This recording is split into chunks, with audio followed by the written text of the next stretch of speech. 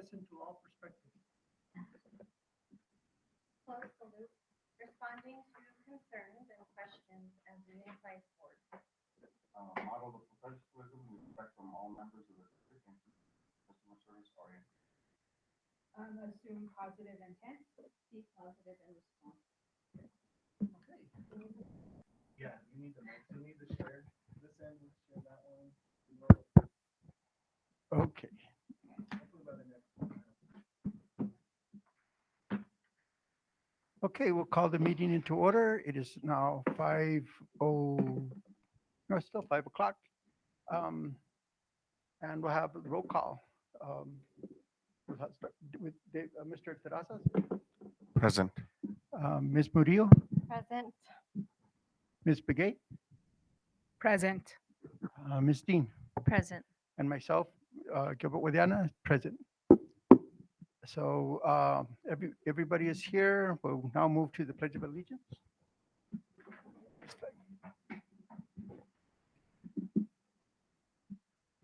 I pledge allegiance to the flag of the United States of America and to the republic for which it stands, one nation, under God, indivisible, with liberty and justice for all. Salute the flag of the state of New Mexico, the Zia symbol, the friendship among united cultures.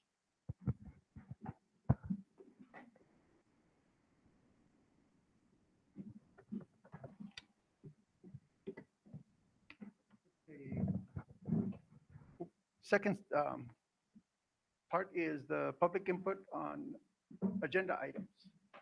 Do we have any public input? How about on the, nobody, Victor? Okay, then we'll move on to item 3, which is action items. So we'll have approval of the agenda items. President, board members, I'd like to move 5C up to our next item. And I'd like to remove 8A from the agenda 8A. and then move 4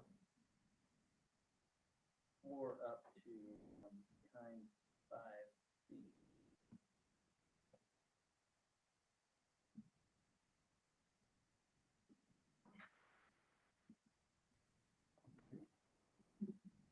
I'd also suggest removing G, action item 3G.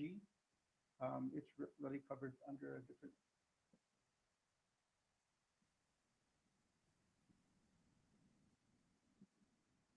You agree with that? Yes, sir. That looks like a motion. Okay, is there a motion to approve with the changes? And in going with Robert's Rules of Order, that motion can include the 3 changes that we're making. And I'd like to make a motion to approve the agenda with moving 5C up and then 4, and then removing 3G and 8A. I'll second the motion. okay, all those in favor signify by saying aye. Aye. Aye. Those opposed, same sign. It's unanimous, the motion carries. Now, move on to the next item, which is 5C. Mr. President and board members, Mr. Rob Price, our architect for the Central Elementary Gym, is here to talk to you today. Pass this down and also please look at it. Good evening. Can you hear me? Can you hear me without it? Or you like it with it? Audience will be able to hear it. And it will come out. Testing. So I've been asked to come give you an update about the Central Elementary School gym. Looks to me like, correct me if I'm wrong, but since the last time I was here, we have new board members? I thought so. So the first thing I should probably do is give you a little history, especially for those that weren't here. You're new, he's not. You're new. Maybe, maybe not. You're new? Ish. He's the only one I absolutely recognize. I'm not going to bore you with the entire history unless you'd like me to, which I'm happy to do. I'll give you the brief history. So for some time, the district and the administration wanted to build a new gym at the high school. After a number of approaches to that, one approach had wrestling, one approach didn't, one approach was 2 practice courts, one approach was 1 practice court. The total building was somewhere around 10,000 square feet. It continued to be unaffordable under your current bond and available funding. A second project is the Central Elementary School gym. The initial approach to it was an elementary school sized gym with no bleachers, with some minor common area facilities. You got to have a restroom, boys, girls restroom, a small office and a storage room and a utility room. And initially, it was a full-size gym. After we got pricing from 2 contractors through CES, preliminary pricing. They both priced the gym at $1,800,000 and some change, which is about twice your budget. So the question we were hit with is, okay, well, what can we build for our budget? I recommended that you build a half of gym. There are other districts where I've done that size of a project. It doesn't mean forever it will be a half a gym. You can add on to it as you achieve and obtain more funding and make it a whole gym at some point. So the board at that time approved that approach. We went home and did some what are called schematic design drawings, basic site plan, floor plan, and elevations. I was asked to come back and share those with the board. I believe Joyce gave a presentation at that time of those drawings. They were approved, and we were asked to move forward and do our second phase of work, which is referred to as design development. That's what he has in front of him there and is passing around. That's our current stage of design work. I met with the administration, I believe, last week. They asked that I come and give an update tonight. So we're at design development. Our next phase of design is called construction documents. It'll take about 45 days to do those. It'll be the finished version of these current plans. And after that, we'll meet again with the administration. And if they ask me to come give an update to you, I'll do that as well. Then we'll need a couple of weeks to prepare for bidding, and we'll bid the project to, in whatever form you guys decide you want it bid. And we'll obtain a bona fide price. And at that point, we'll be ready to start construction as long as it's within your budget. If it's not within your budget, we'll be able to do some what's called value engineering. Unfortunately, with a project this small, there's not a lot of gold plating in this. It's the basic things you need for there to be a gym. So if you're over budget, we'll see what we can do to get it back in budget, working with the contractor and removing things from the scope. And with that, I'm happy to answer any and all of your questions. I'll start with this. Uh-huh. One of the Title IX requirements now is having unisex restrooms. I don't see that. So each of these restrooms can be unisex. The challenge, so there's a real challenge with Title IX and what the building code requires. The building code requires that you have separate facilities, boys and girls. Each of those restrooms, though, it's a single restroom. So they can be unisex in that men or women, either one could use them because they're not gang restrooms, where if you've got 2 boys in there, you don't want a girl going in there or vice versa. So they can be used as unisex restrooms, but the building department initially is going to require you to get your CO to sign them. One is boys and one is girls. And then you can change that signage at some point to unisex for both of them. But there are 2. And so they will both be equipped for you. Can be, yeah. I mean, basically, there's 1 toilet and 1 lavatory, which is a unisex approach. Yes, that's what's shown on the plan now. One toilet, and one lavatory, much like the restroom I just went in back here. It's just like that, only a little bigger and a little more accessible.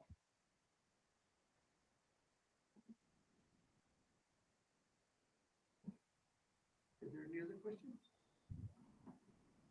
When is construction supposed to begin? So in 45 days, we'll complete our construction documents. We'll then, So when is construction slated to begin? so in 45 days, we'll complete these construction documents. We're going to meet with the administration, review those final documents to see if they have any final feedback. We'll need a couple of weeks after that to prepare for bidding. We'll then bid, which will take about 30 days. You've got to advertise for bids for at least 14 days. We'll have to receive bids. We'll have to make a bid recommendation. Usually it takes about 30 days to get through the bidding process. If the selected bid award price is in your budget, we will prepare a contract and construction will start. If it's not in your budget, we'll have to do some value engineering to get it into budget. That's the one thing I can't give you a time frame for, because it'll take whatever it takes to get it back in. So somewhere within the next 90 days. Aren't we under a time constraint of when we have to have this building begin construction? We've spent the 85% of our $7 million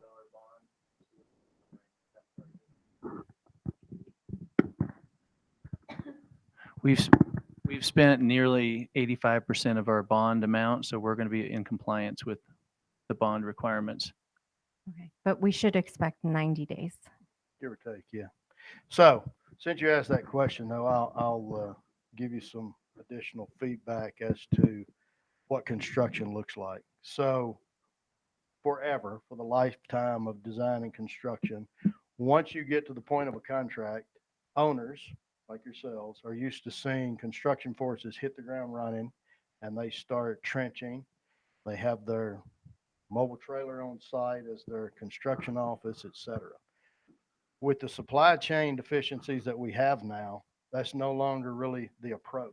It's a waste of time for them to hit the ground running because they can't get materials. They come and put a fence up and have a temporary trailer as their office, and they can't do any work because they don't have any materials. So depending on who the contractor is, what the current supply chain deficiencies are, it's quite possible that you won't see any activity for another 60, 90 days. For example, this is a metal building that we're building. Oh, as long as I've been an architect, which is 35 years, you could get a metal building within 10 to 12 weeks upon approved shop drawings. That's double right now. It takes 24 to 28 weeks for this metal building to be delivered. That's 7 months. So it doesn't make sense for the contractor to go and do site work, dig trenches, pour footings, and wait 5 months for the building to show up. So that, and the metal building is probably the biggest thing here that's a supply chain deficiency, for lack of a better word. The other things that are along that same line are the mechanical units. We've got two primary, it's a small building, 3,600 square feet. We've got two main package units, mechanical units. Mechanical units are a 28-week lead time right now, 28 to 30 weeks actually. So that's 7 months. We're not going to be able to get mechanical units for 7 months after the contract orders them. So there won't be a tremendous amount of activity the day construction starts because of those types of factors. We're living in a different world now. I had another question.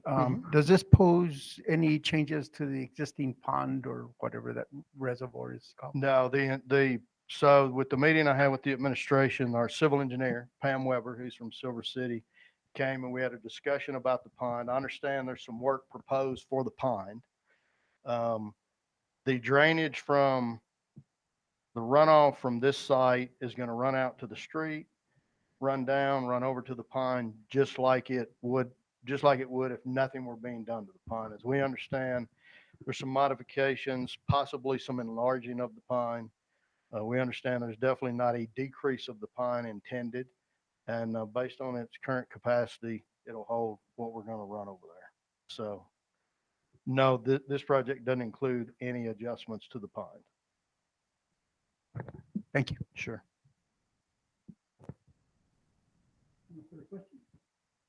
So you mentioned, so we have a budget and there's a Mhm. chance we may go way over our budget with supply and demand. So the current budget's $1,080,000, or that's the last number I've been given. It may have adjusted for one reason or another. The original price, or the two prices for the full-size gym, was $1.8 million. The guesstimated approach from me and those guys as well was that you could afford half a gym. I mean, half of $1.8 million, $900,000, which seems like you would be within budget. Everything about a design and construction project is not linear, though, when you're doing pricing. It's not. I mean, there's still site work. Now we got half the site work. We had a whole building, now we got half the building. But things like utility connections and those types of things, they stay the same. So it could be that we're over budget based on this isn't exact science that we're trying to back into a budget. That's the first thing. Second thing is prices based on inflation have continued to escalate. So if you were to ask me, well, what's our building going to cost? I don't know. I don't know what your building's going to cost. We'll know on bid day what it's going to cost based on the current market pricing. The third thing that causes increased prices, it's the oddest thing I've ever seen in my lifetime. We've got inflation. We've got limited budgets, like we're talking about. We got inflation. We got limited budgets, and somehow we've got increased demand. Demand is not stopping. So if contractors have more than they need to do, you're not going to get the benefit of a decreased price. Those three problems just are not a good match for a good price at any time. And it's the worst I've ever seen it. The other challenge, the bigger challenge in my mind, so on bid day, at least you'll know.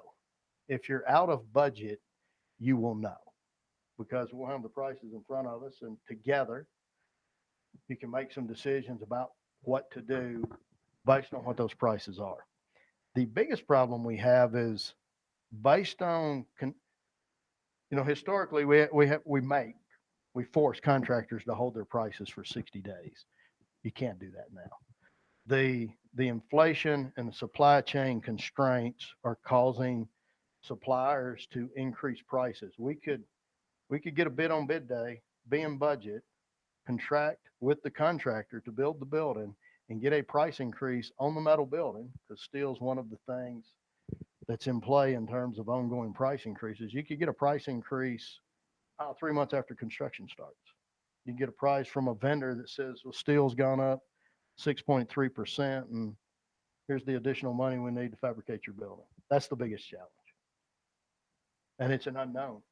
None of us are going to know it until we get there. Thank you. And we'll go on from there, but I have a question more related to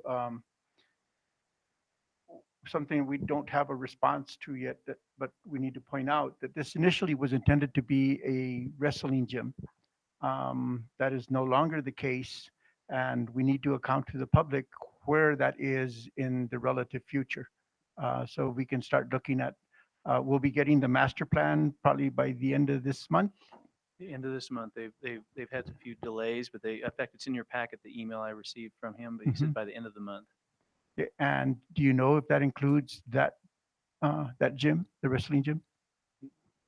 Originally, conversations were the rebuilding of the high school, which would include something like that. So I'm not sure that it specifically says the wrestling gym at the high school, but new full construction. That's the number one thing that they're going to recommend. They did in their draft. Okay, so can we make sure that, okay, as soon as that information becomes available, if we can post it on our website in terms of what the intent is and where it is, we'll meet that obligation that we had put out for Okay. Public? Okay. Anybody else have any other questions? Sure, would you like it electronically? How many, how many, all of you? Can I send it to you guys and you forward it on to them? I'll send it to you electronically in the morning. That full set of stuff. Thank you for your time tonight, too. Is that it? Thank you.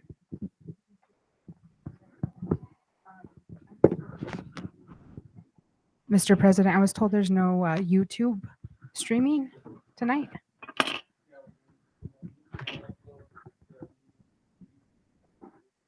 After the meeting? Okay. Um, that needs to be like a public discussion or at least a public notice type thing. We had talked about encouraging people to use Google Meet. So if they want to actually participate, then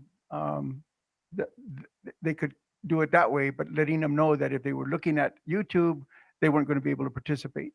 Not to cut it off and then send it up later on. That's not my understanding. Oh, I thought we had a discussion about this and it was okay. That to was do approved through you guys. That's not what I remember either. What I remember is that we would continue with both. We would encourage people to use the Google Meet because that the opportunity to provide comment ends with when we finish the meeting. And the problem with YouTube is that there can be continual postings to that meeting, and we won't ever be able to. We won't be responding to those. There is no posting on YouTube. That's because we don't allow it. Yeah, there's not. So the only way for the public to participate within our meeting is through the Google Meet. I The understand. YouTube was for streaming purpose, just for public viewing only. However, people that are used to using Google Meet, I'll pull I'm up- sorry. We'll have to pull the last recording so you can go back and it shows on there what was agreed upon. Yeah, we did can discuss do- it. We did discuss it, and that's why, I mean, we'll go back if you'd like to change it back to using YouTube. At this point, I think we ought to go back to what the rest of us interpret as being the case, which was we weren't going to do away with that. She heard it. Did you? No, when we discussed it, my understanding was that we were just going to do Google Meet so that people could add their comments. And then when the meeting was done, we would upload that to YouTube so people who couldn't be in the online would be able to see the meeting. That was my understanding the last That's meeting. what I thought we Correct. agreed on too. Was this at the special meeting? Because I don't remember this conversation at all. No, it was not a special. Okay. Well, that, I would prefer it stay streaming on YouTube because a lot of people don't know how to use Google Meet and they like to see it live while it's happening. So I don't remember how that conversation happened, but It was all due to manpower. And there was a discussion on that. can we have this? Well, at this point, we can add it on at a later part when we get to the part of the agenda to put it on for the next meeting. Okay. And if we're going to do that, then it should be in the announcement as well for the meeting, correct? Yes. Okay. Yes, and but in future reference, when we make some changes like this that affect the public, it should be done with in a concerted effort to communicate that with the public so that they're aware of it, rather than had they missed that one discussion, they would at least be informed that that was no longer going to be an option. Okay. So now we'll move on to, let's see, number 4, sorry. The student representative report. Good afternoon, Mr. President and board members, Mr. Spalletta. Recently, I had seen a lot of great improvements to the school where there were mats placed from all the rain So there were actual mats so that people could like dry their feet on them. And it was very nice. And they no longer, because we used to have just mats that we would just roll out and people would always trip on them and all that, but they're actually installed into the ground. So those were really nice. And then we also had fire extinguishers installed. Um, and I've seen about 3, I think, installed. And I thought that was really awesome because I didn't see many fire extinguishers before that. The only thing I would still like to comment on is for the food, for a little bit it got better and everyone was getting fed, but just last Friday, I believe, people were not getting fed again. They, I think about 10 students that I saw in the line didn't get the main meal of the course, which was pancakes, and only some people got bacon, where they ran out of pancakes extremely fast and were only given bacon. And so I just still kind of a problem with missing some of the main course. And other than that, I believe that's it. Thank you. And were there alternatives given? There were alternatives. It was just cereal. The I have a question. Yes. So do all the schools have a way to get a hold of you, like if they have any issues or they want to talk to you about something? Like even at the elementary or SNEL, is there a way that they can send her information if they have any issues? I don't believe so. I would love that though. Could we set something up or how could I help facilitate that? Can, you have a school email, correct? Yes, sir. Do you mind if we post that like on the website for contact and, No, I would love that. That'd be great. and circulate that to all the schools? And the students as well and parents. Because I think a lot of times too is that kids go and tell the like she was saying with food, I had heard that at SNEL as well. And so it'd be good if like parents, if they had, hey, kids, this and that or whatever, maybe send it to her and then she can maybe reach out to the principal or, follow up and then be able to talk to us at the board. That'd be good. Yes, that would be lovely. And that actually will give us a greater context of Mhm. what it is you're talking about. And Yes, sir. Thank you. thank you. Thank you. And just a point to point out that we have moved you up in the agenda. One, because I don't want you to have to, well, we all don't want you to have to wait till the very end and have to go through that. And with that, there is the intent that if you have something that you need to attend to, like homework or whatever the case is, feel free to get up and you will be excused at your will. Oh, thank you so much. I really appreciate that. Okay. Okay, then, and we'll have that, if we're following a format that we need to follow, so this will be a manual, this will be an adjustment we'll make until we get the policy rewritten so that it is in a fixed position. Okay, so if you don't see it there in the top, we'll move it up there every meeting like we did today. Okay. Okay, now getting back to approval of regular board meeting minutes for August 8th, 2022.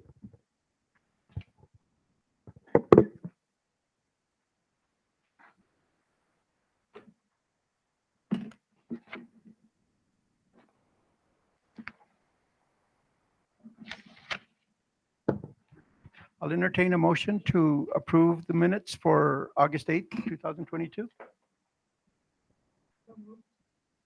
Okay, that motion is made. Is there a second? Okay, is there a discussion? Now is the opportunity to discuss any concerns about the minutes as they're being presented. I had some. One is when we get to number 17, where we talk about the executive session, it says that I made a motion to go into an executive session, and no, I requested a motion. So that was actually made by Ms. Begay and then moved on and seconded by Ms. Dean. Also, when we make reference to the executive session, we need to put down the content of that executive session. So just as what was on the agenda, that should be incorporated into the minutes. And we should be actually saying that as our motion. And then the time needs to be entered also when we, the roll call vote.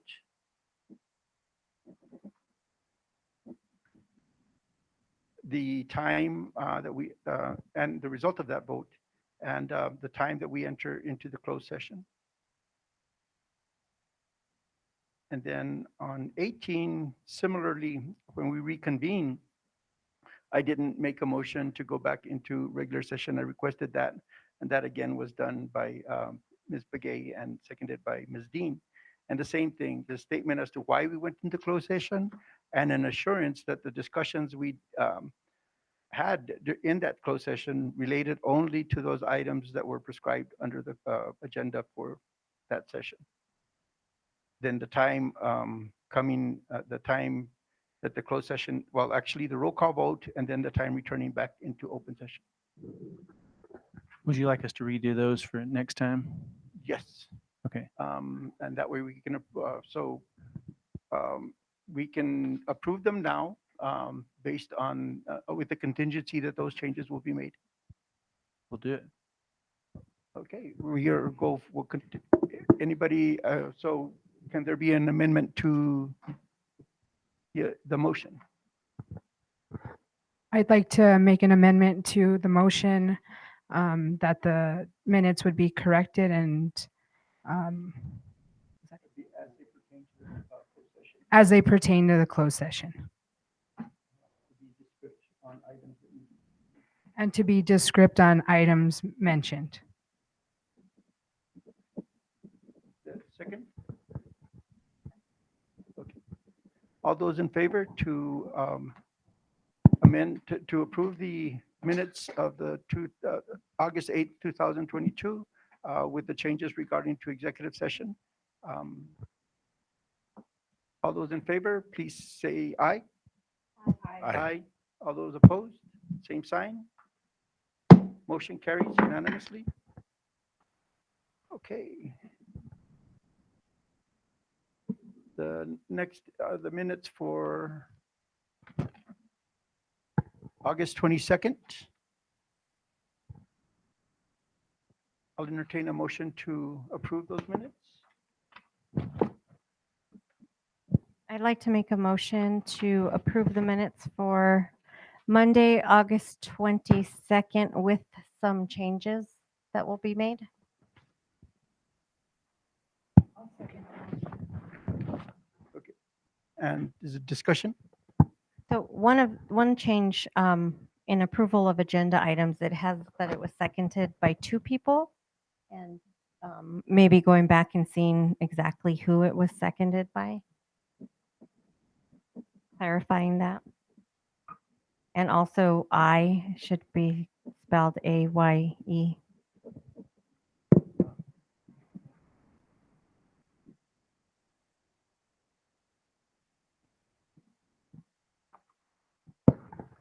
And I also noticed Ms. Murillo's name spelled wrong. Is that correct?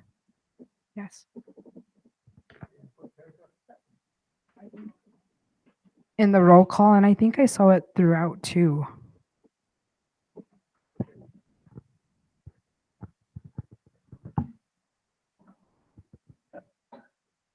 I'd also like to make a change to the minutes. It ends up, and this is probably something that hasn't happened, and we adjourned the meeting before finishing the agenda. And so the minutes now just reflect meeting adjourned. We should have that there was a board member, I don't remember who it was, that recommended adjourning the meeting due to the extended length of the meeting. Was you? It was Ms. Murillo. And then I made a call for the motion to adjourn. Then whoever made the motion to adjourn, and then actually there doesn't need to be a second on any motion to adjourn. Once there is a motion, then the meeting is adjourned. And so just noting the time after that as well.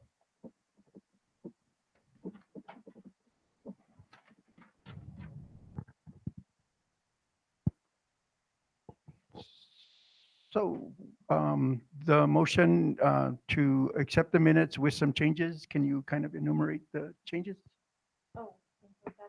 Yes. Would you like us to redo those, or do you want to accept with the changes? Except with- Okay. So I make a motion to approve the minutes of Monday, August 22nd with the changes of my name being spelled correctly. It's Serena. And clarification in approval of agenda items, who seconded, and also the correct spelling of I, and the adjournment at the end. I made the motion to adjourn at 10 p.m. And the second, I'll second the motion. all those in favor of approving the minutes for August 26th with, I'm sorry, 22nd, with the changes as noted, signify by saying aye. Aye. All those opposed, same sign. Motion passes unanimously. Okay, now approval of the minutes for the special board meeting on Friday, August 26th.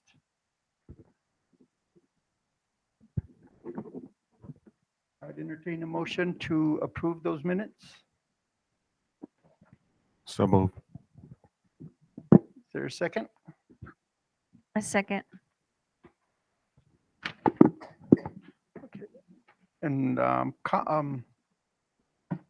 comments? Any questions to the motion? And I would bring up the last part where the adjournment is at 12:19, to have the same language, who made the motion and who seconded it. And the time is noted, so that's all that really needs to be added. So will the motion be then amended? Yes, motion amended with the corrections on page 2. Okay, to the adjournment.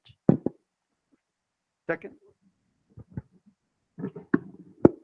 I second the motion. All those in favor signify by saying aye. Aye. Aye. Those opposed? Nobody opposed. Motion passes unanimously. Okay.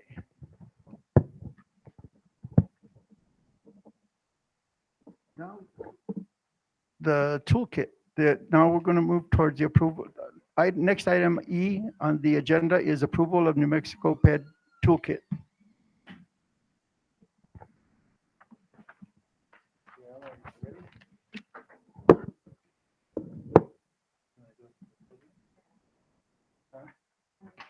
I'd rather you go to the podium, otherwise we end up like we did last time. We're in a short, right?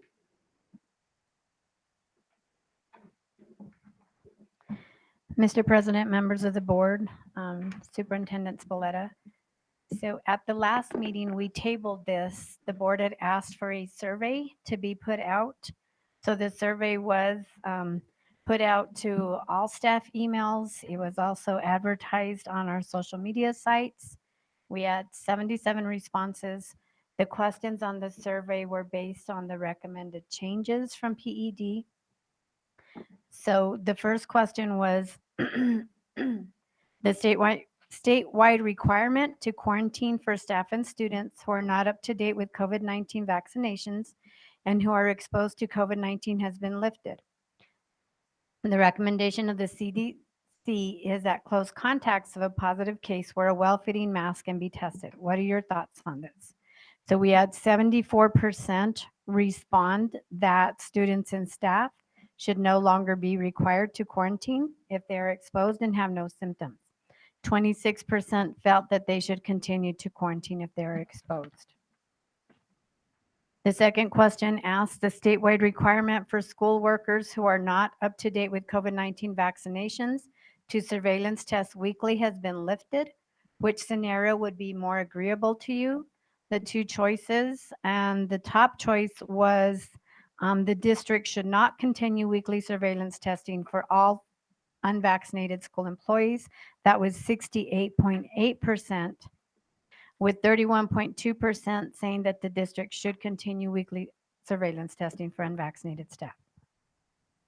The next question, the statewide requirement for students and staff to participate in Test to Stay program has been lifted. What are your thoughts on this? So we had almost an exact split vote on this one. 50.6% of staff and students felt that they should not be required to continue to participate in Test to Stay, and 49.4% felt that they should be required to still participate in Test to Stay.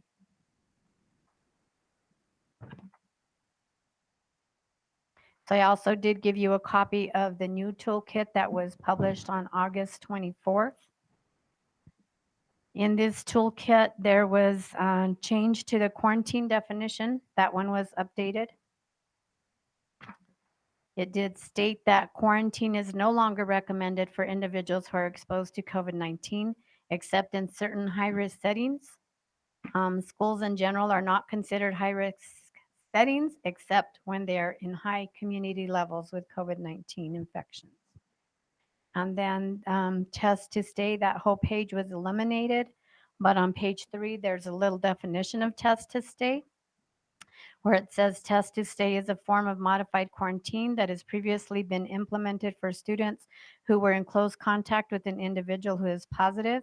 Since quarantine is no longer recommended for people exposed to COVID-19 except in high-risk congregate settings, Test to Stay is no longer recommended. The decision for when and whether testing will be required is a determination of a local school district or charter school. Surveillance testing also is no longer required, but it's optional.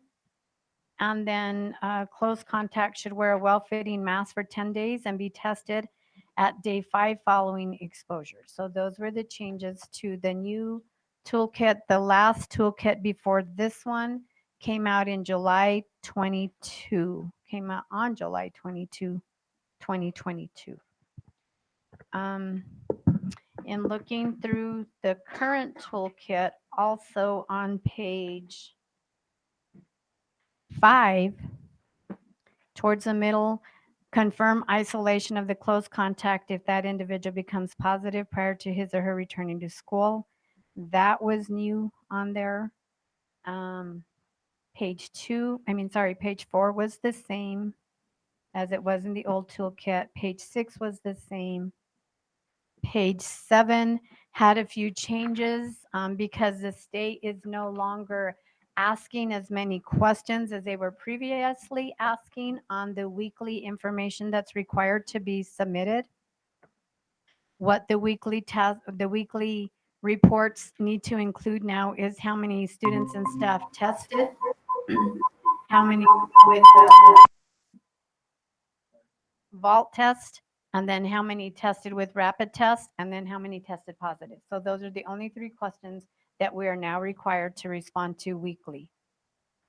Page 8, that page was kept the same. Page 9 was kept the same. Page 10 was kept the same. Page 11 was kept the same. Page 12 was kept the same. Page 13 was kept the same except for one statement under face covering where it says it is highly recommended that masks be worn in school, nurses' offices, and related areas. On page 14. Just a second. We're missing every other page. So It looks like it might have been a double-sided document. And it only ran one. yes, ma'am. Sorry. I'll No give worries. you We're a just copy. okay. I'll thank you. email them. We have a copy. Just wanted to let you know if you're Okay, referencing I something. apologize.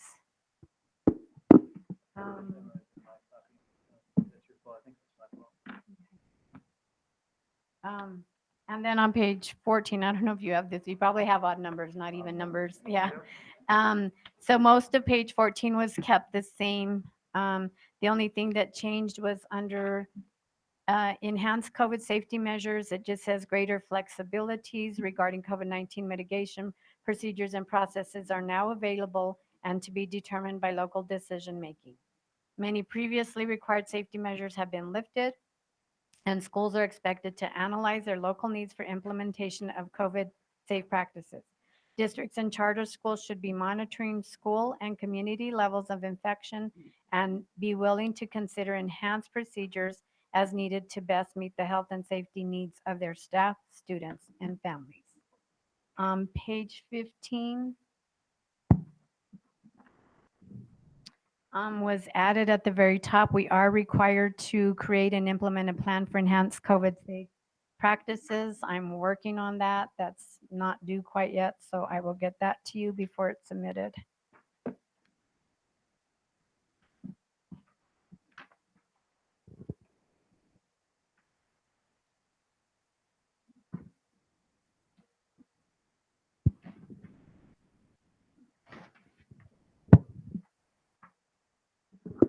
I had a couple questions. So I know the district is expected to have a COVID response team, and since there's been a lot of changes, is there still people meeting regarding COVID? Pretty much it's been the nurses, the principals that have been meeting. We did have a huge group last year that we haven't met this year. Okay. It included transportation, it included all the directors, the principals, the nurses. Yes, and a few teachers, but we have not met this year. Do you have any of the COVID statistics for each school or as a district? I can tell you that last week I reported 1 case on our weekly report, and the week before, I think it was 2 cases. So I think the last time I reported week 3 of school was really terrible. I believe we had about 34 cases. Since then, that's been the only week that we had excessive cases of COVID. It's been very minimal since then. Could that be a part of any future presentation and at least some notification as to? The number of Yes, cases? yes, please. The other part too, Dr. Spalletta, we have a policy, and I believe it's a state requirement to have a health advisory council. So can we start looking at possibly creating that rather than having 2 committees or something else, make that an umbrella committee? I will. I'll put that together. Okay. So when is this enhanced COVID safe practice due to the state? I think it's the 30th of September. So I'm hoping to get it completed to bring it to the next board meeting before submission.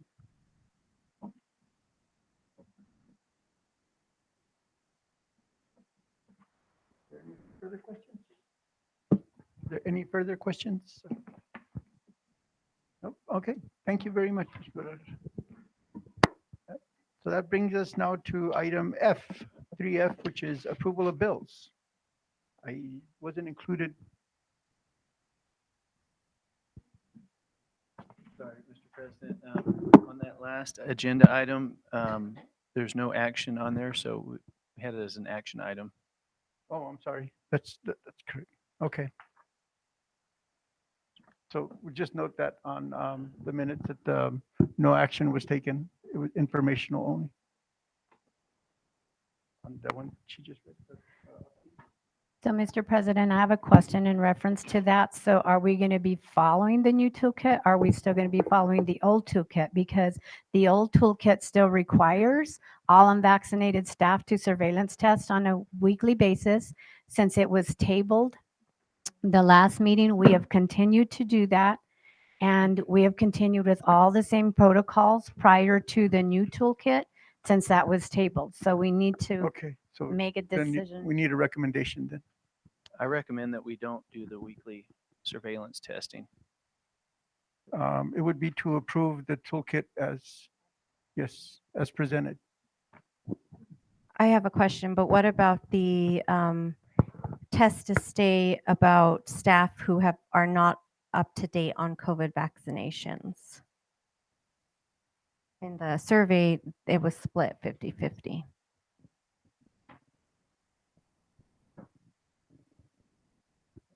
According to the toolkit, that is a decision of the local school district. So that would be a decision that the board needs to make, that if we want to follow the toolkit with exception of that particular piece, then that's a decision the board can make.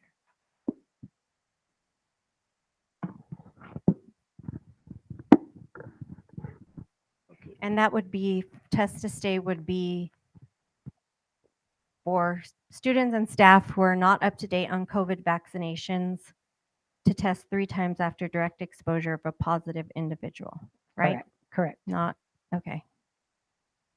That would be the one. So I recommend that we follow the new updated toolkit or adopt the new toolkit with the exception of the test to stay for students and staff.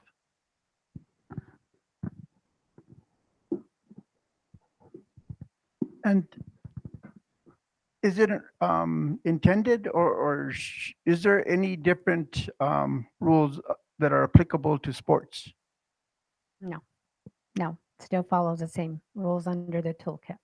Okay, So if we decide that we are going to continue with test to stay, then any athlete who is exposed to a positive case is required to test the 3 times. They continue coming to school. They continue to participate in sports.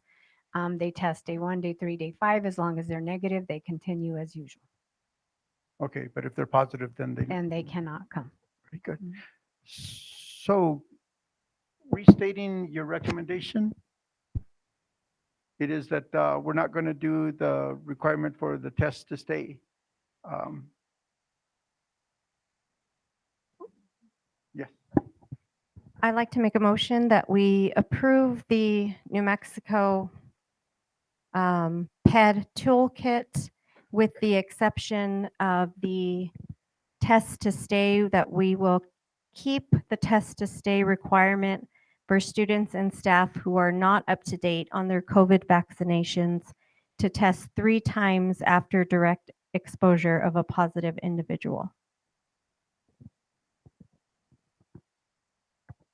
is there a I'll- second? I'll second the motion. Any further discussion? All those in favor of accepting the new New Mexico toolkit for COVID protocols, with the exception of wanting to keep the test to stay the way it exists now, which requires that 3 times testing once they've been exposed to somebody with COVID. All those in favor signify by saying aye. Aye. All those opposed, same sign. Motion passes unanimously.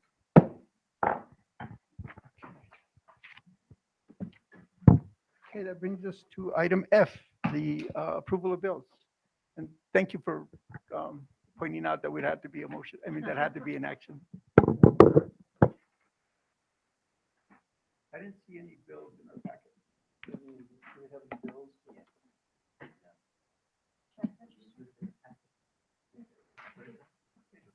Okay. There you go. It's a check ledger.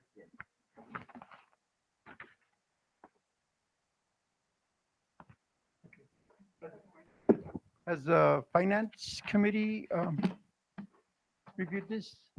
So it did go through Finance Committee, but we did have questions about a couple of things. One of them was the Cuddy and McCarthy, and we did, it had already been paid, but I do recommend that we do not approve that with the review of bills, being that we are still kind of being investigated about funds that were paid to them that shouldn't have. And I believe Mrs. Begay has a question as well that needs to be answered. Also with the Tesol reimbursement, we just wanted to see if that was offered to other staff members as well.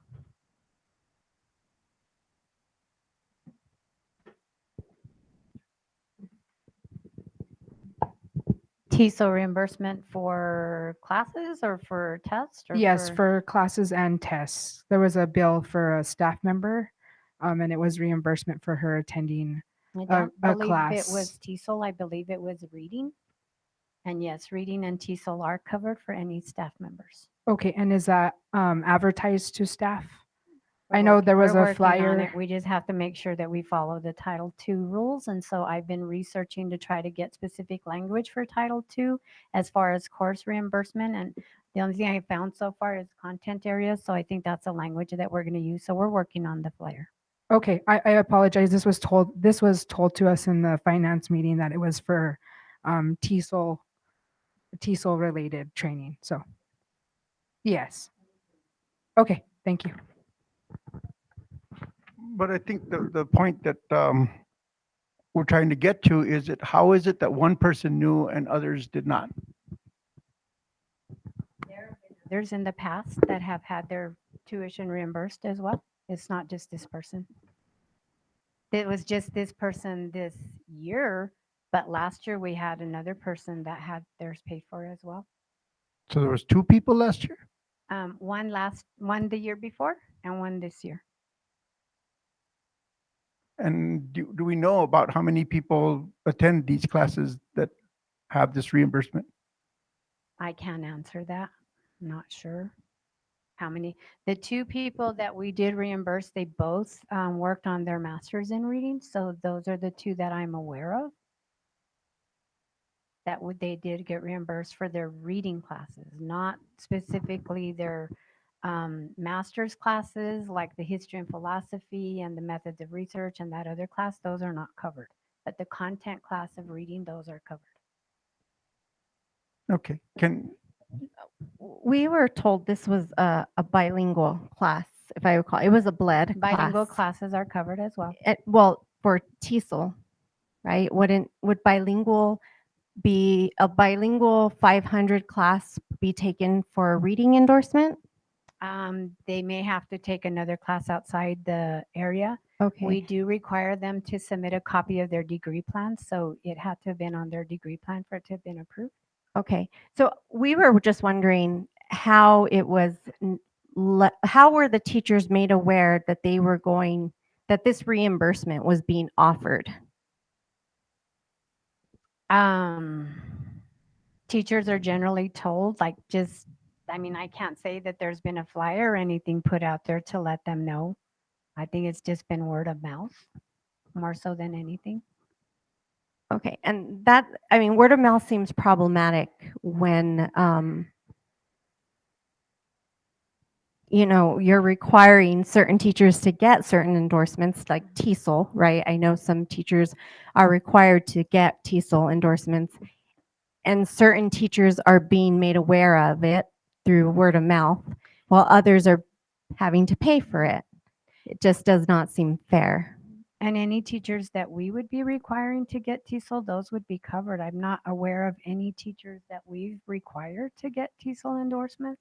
We recommend that they get them, and we have told them that it's paid for, but I'm not aware of anybody that's been required to get TESOL. When There's I one worked that's at going through SNEL, LEAP. when I worked at SNEL, I received an email that said I was required to get a TESOL endorsement. I'm not sure. So word of mouth, it seems very not fair. It doesn't seem like it's across the board. I just wanted to answer your question. When it comes to licensure, in order to teach language arts at the middle school, you have to have a TESOL endorsement. That's part of it because of the L students that are in the classrooms, and because we don't want to be in trouble with the lawsuits that they've had of not making sure that we're working with our students that are L students. And that's why the TESOL endorsement has to be with that license. If not, we cannot have that teacher teaching any students that are L students. You know, the concern is that, one is that there's funding opportunities for teachers to take advantage of. And then there's also the requirement to do so and not get reimbursed, or not know about the reimbursements. And that is kind of at the very forefront of this. It's not so much who needs to do what. It's really about do people know that this exists? And if we don't have a concerted effort to do that, we're depriving our students, our teachers, for reimbursement that they may otherwise be eligible for. And we are not encouraging it. The effect of the funding also serves to encourage people to get the training, and we're not doing that either. That becomes very problematic as an operation, especially when we're talking about teacher retention, teacher improvement, classroom improvement. If these funds are available, they need to be known to everybody, and the training ability to improve their performance in the classroom is something that we should be waving a flag about. So if we can, this may not be an isolated incident. There may be other opportunities that are similar to this. I would really like to see if we make a concerted effort to identify any funding source that may not be taken advantage of, to be all funding sources to be fully made available and aware to the teachers that are eligible and or interested. And actually, let me take that last part out, not and or interested. Whether they're interested or not, they should be made know, they should be aware of the opportunities. And make that, I don't know if we could, as we go into the policies, that should be part of the procedure when we look at funding for training for teachers.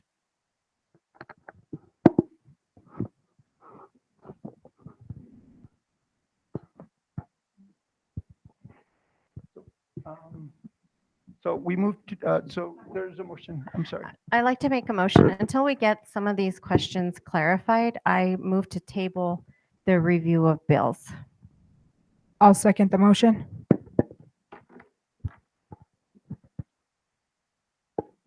Is there any discussion on that? What are the consequences of that action? Okay. Oh. Mr. President, so I can take care of the Petty and McCarthy. I'm working on that.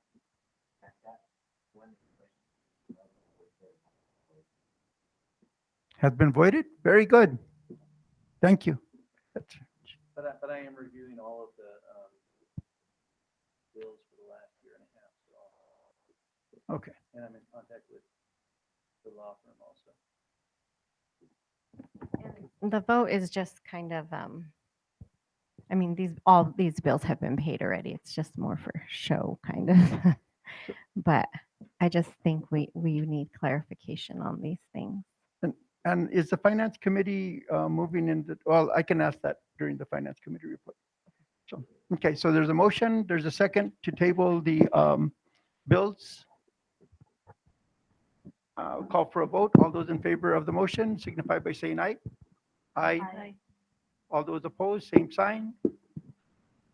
It passes unanimously. Okay. Item G was removed, so now we move to item H, which is to authorize the administration to procure independent public accountant to conduct a special audit in accordance to the applicable state law and district policy, and to notify the state office of the state auditor of that action.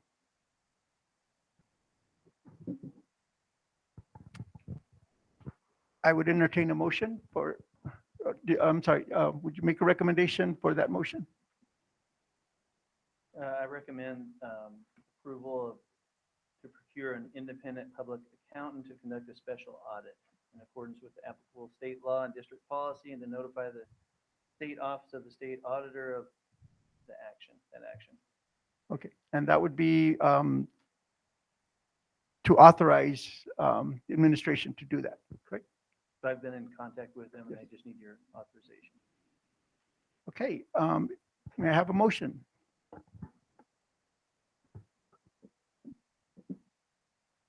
I'll move, okay.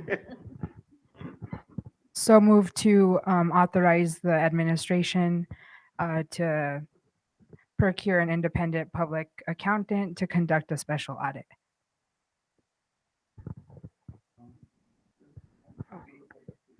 And to notify the state office of the state auditor of this action.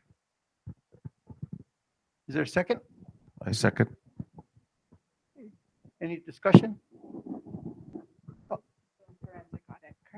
This is the forensic audit? Okay, thank you. And we are going to do an RFP for this too. Well, that's what it's authorizing. It's, yes. Okay, all those in favor signify by saying aye. All those opposed, same sign. Motion carries unanimously. Okay. Now we have unfinished business. Update on the air conditioning repairs. Mr. President and board members, I want to give an update on the air conditioning repairs.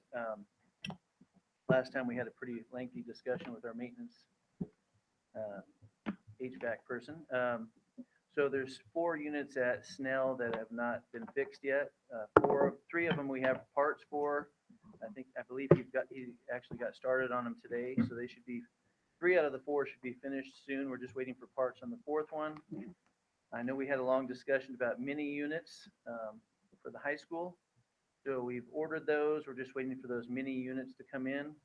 Then we've also gotten quotes and in the process of ordering units for the ag shop, the ag room, classroom, the shop, room 155 in the library. So we had an electrician give us an estimate and we've gotten estimates for the units also. So hopefully all of those will be fixed in the near future. I know it's getting time for heaters instead of air conditioning units, but they'll be fixed for the future for sure. The buildings that you mentioned, the ag, all the outside buildings, what were they using for? So they have swamp coolers. When it was so humid this year, it was really warm. So, Yeah. yeah, Okay. and we just found out the day before school started of all these repairs there too. So Okay. there's about 20 classrooms at one time.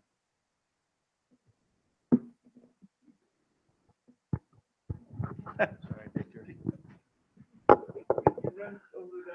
You may go over that one more time. So there's four units at Snell that haven't been completely repaired. 3 of them we have parts for, and I believe they started today repairing those units. Those should be this week. They should be completed. There's still one that we're waiting for parts. 4 classrooms, mini units have been ordered for the high school, and then there's larger units, the ag, the shop, room 155, the science lab, and the library have larger units that have been put on order, and the electrician's already given us quotes to do the electrical work.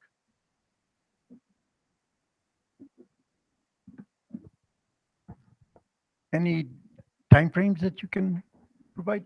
Well, I'm hoping by the next board meeting, most of them will be completed. They should be. This has gone on for quite a while. I know it's something I deal with on a daily basis. Okay. Any questions? No. Okay, we'll go down to the next item.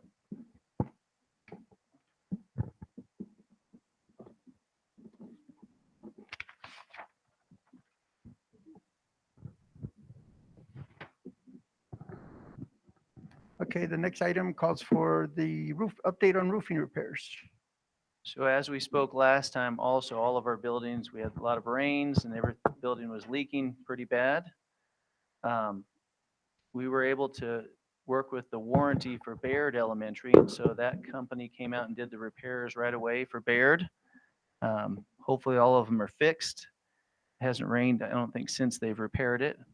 Snail, we were unable to get a hold of the warranty people. We spent 3 weeks making calls and sending emails and contacting everybody we could possibly do. So we've hired a contractor for Snell that's already gotten started. Snell should be fixed in the next few days, if not the next week.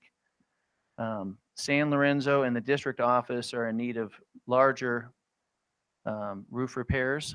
So I'll be bringing those to the Finance Committee on Monday. We have estimates. Hurley had some small repairs, and there's a contractor working on those roof repairs there at Hurley. And the one at the ag shop at the high school has been repaired already. So really the two that we're going to be bringing to the Finance Committee are for the district office building, which needs a total TPO, and then also for San Lorenzo Elementary.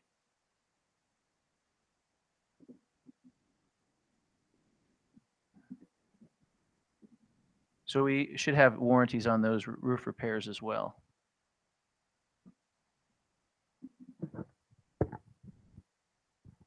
Okay, any questions? Okay, now we'll go on to elementary gym. Oh, okay, we already did that. So Finance Committee report. Item 5.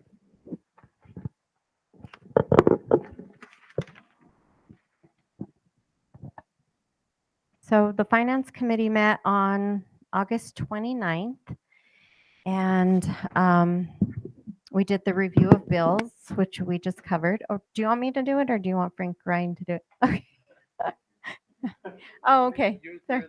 Yeah, well, I'm the chair, so I didn't know.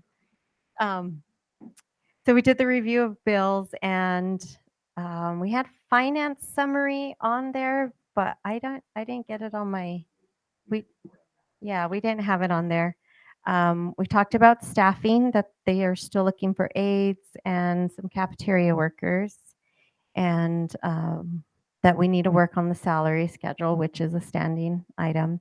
We talked about the roof repairs. We didn't have any information on the forensic audit. It was on our agenda, but there was no information on it. The RFP for legal counsel.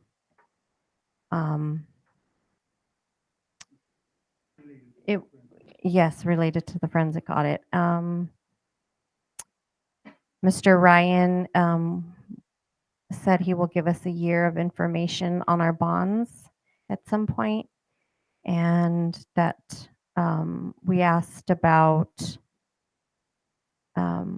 the getting restitution for the money that was illegally spent from the district for the legal fees for the recall. And we're working on that, getting restitution and figuring out how much that amount is. We talked about like the Tesol reimbursement, how that was announced to teachers in the district. So we're still waiting on that. It was brought up that the payments to ASA Architecture were made, right? But they never came across in review of bills. And so the Finance Committee was just wondering why we weren't seeing them in review of bills. And we were wondering what else we weren't seeing, and why they weren't being put forth through the review of bills, why they were being omitted. I think that's all I have in my notes. I don't know if Mrs. Begay or the Secretary or Mr. Ryan want to add anything to that. You covered everything pretty well, and I will be reporting to you at the next meeting on the architect, everything we spent on architects. I will provide that information to you. Do you have a ballpark of how much that is? But I will provide that. Okay.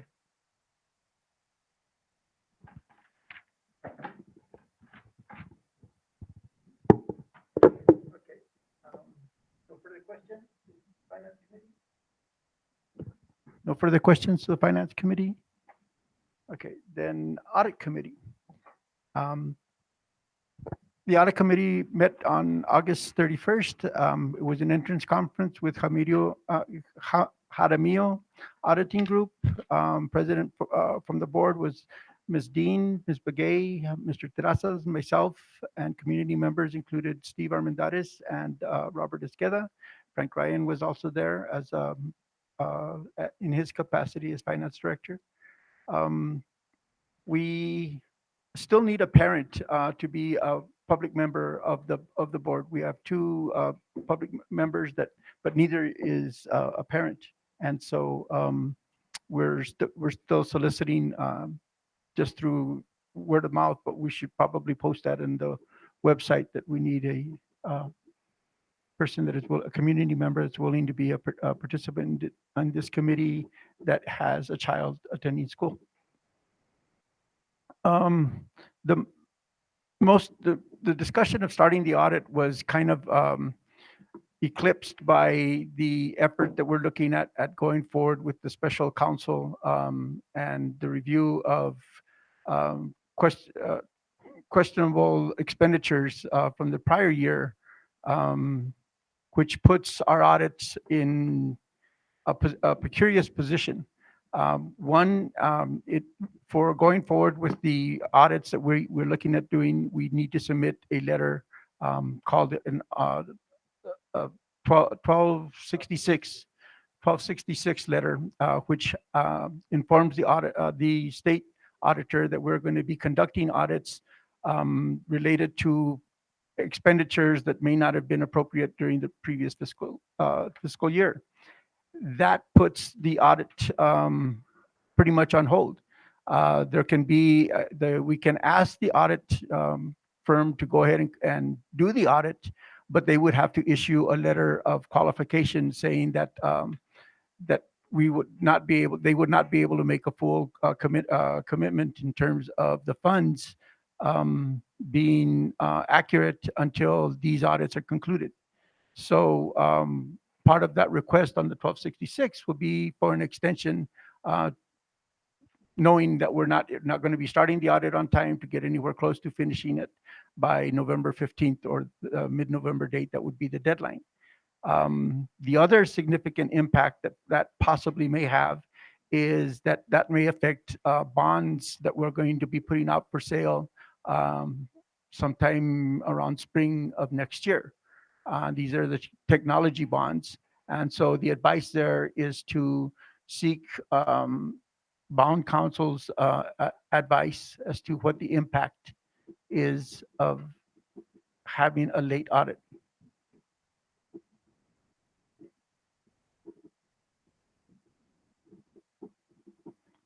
But we are going forward with the 1266. It's almost ready, and we should be sending that out probably this week. I think it's been sent out tonight. I finished everything today with the legal counsel. It should be sent out tonight. Okay, and then after that, we will continue with having meetings. We haven't scheduled any more audit committee meetings until this is done. But there is probably going to be a parallel course. One is have the audit committee meeting related to these issues, but the other one could be the audit committee related to looking at internal controls that have been pretty much identified as not being present, and looking at what the possible opportunities there are to collect or to bring attention to prohibit these things in the future, as well as to create the mechanisms of internal controls that will prevent those from happening again. So that's the end of the audit committee. If there's any additions. Oh, sure. So how long will the forensic audit take? Was there a timeline given? Well, there still has to be an RFP developed. And once the RFP is developed, I think they mentioned that there could be 60 days, it could be 90 days, depending on the gravity of the scope that they're going to come up with. So once they give us, we give them a scope, they can identify the amount of time it's going to take. But until they get a scope, I think the one that's probably going to be the one of longest duration is related to the bond issue, because that goes in a few different directions and it's substantially more. And was there any discussion about what will happen if it's discovered that criminal activity had taken place? We asked about that, and they did talk about the criminal aspect of that. That could be it.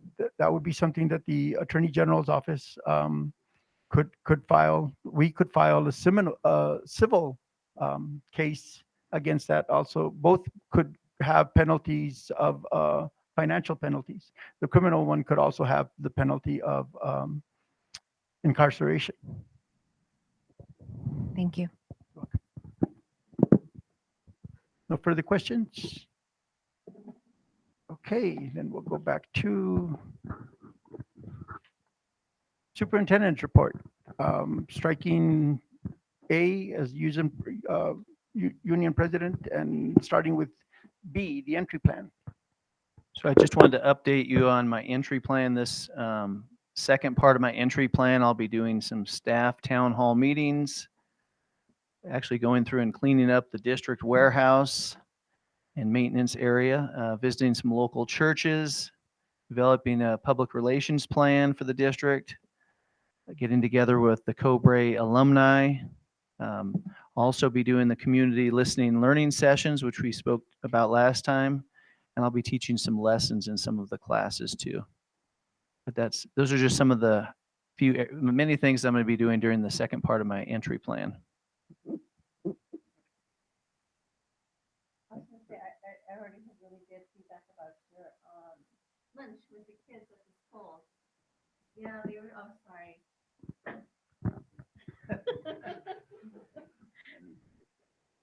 I was just going to say, I heard really great feedback about your lunches with the kids at the schools, that they were really excited to meet you, and they were really like, they didn't even know.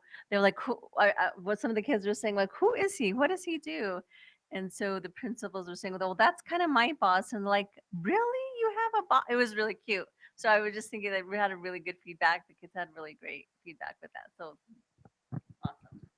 It was really fun. I'm looking forward over the next couple weeks doing the middle school and the high school sessions, the older kids. I heard a similar comment, which was a parent had their child come home from school. He said, "I met the superintendent," and that was pretty cool. It was fun. It was fun. And I've heard nothing but positive comments along that. And seeing the postings of it also has a plethora of comments that support that effort. So thank you very much. You're welcome. So next on my report is assessment data. So Ms. Davis and Ms. Barella have put together data from end of the year, beginning of the year that they'd like to share with you. So the first set of data that's in your packet is the New Mexico MSSA. That's the summative assessment that was done in the spring. So based on this data, what we look at is both the blue and the green, because blue is advanced and green is proficient. So adding those together so that we can see the percentage of students that was proficient. So some of the strengths throughout the district is the district fourth grade had 44% that were proficient and advanced. Bayard Elementary School, third grade, was above the district average with 35% proficient. Central Elementary School, fourth grade had 54% proficient, which is 10% above the district average. Hurley Elementary School, fourth grade and fifth grade were at 33% proficient, which are both above the district average. San Lorenzo Elementary School excelled in English language arts with all groups, but specifically fourth and fifth, where they had 50% proficient in third grade, 80% in fourth grade, and 75% proficient in fifth grade. Snell Middle School had 32% proficient in English language arts at 8th grade, and Cobre High School on the SAT, 11th grade students, 31% were proficient in the reading as well.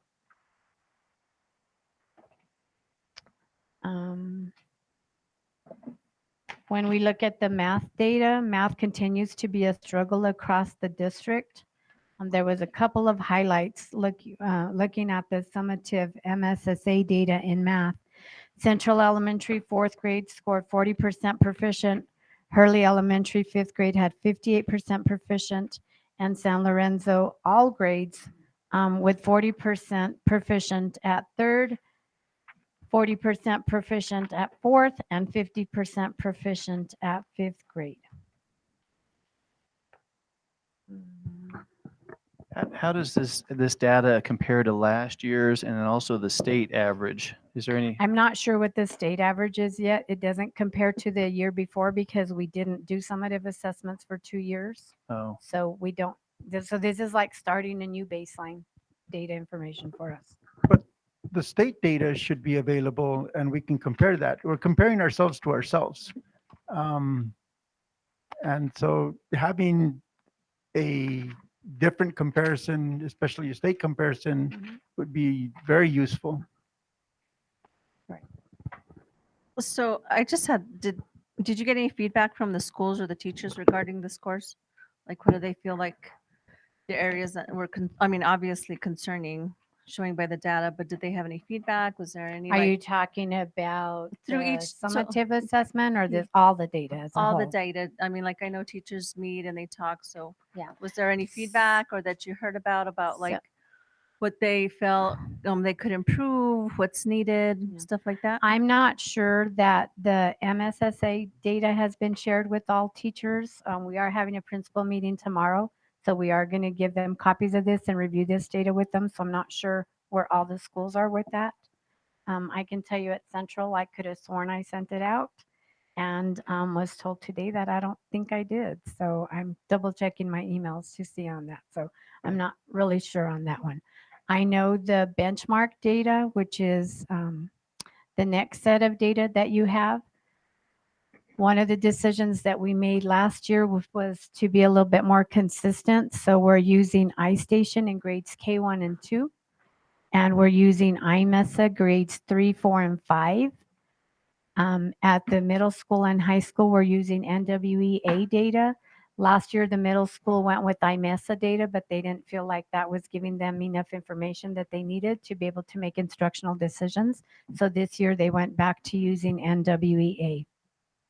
So I know that the schools have reviewed in their PLCs their beginning of year benchmark data. So that has been reviewed.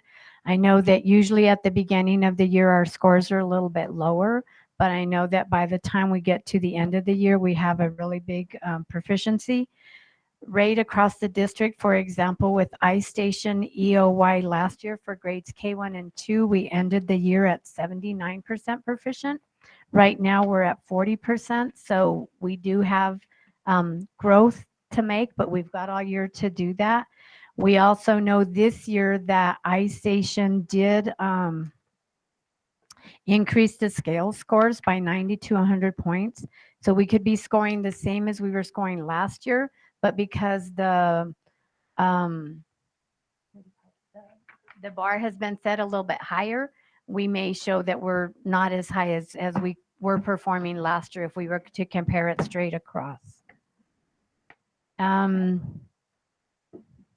With iStation in grades 1 and 2, we are at 50% proficient already. So half of the students are already showing that they're proficient in the reading. In math, iStation, which again is K1 and 2, first grade is at 45% proficient. So again, we're almost at half. At both reading and math, our kindergarten did start pretty low. But as we've seen over the last couple of years with our benchmark data, kindergarten does make significant gains. By the end of the year, they're usually up above 70%. For iStation, so level 4 and 5 are considered proficient? Yes.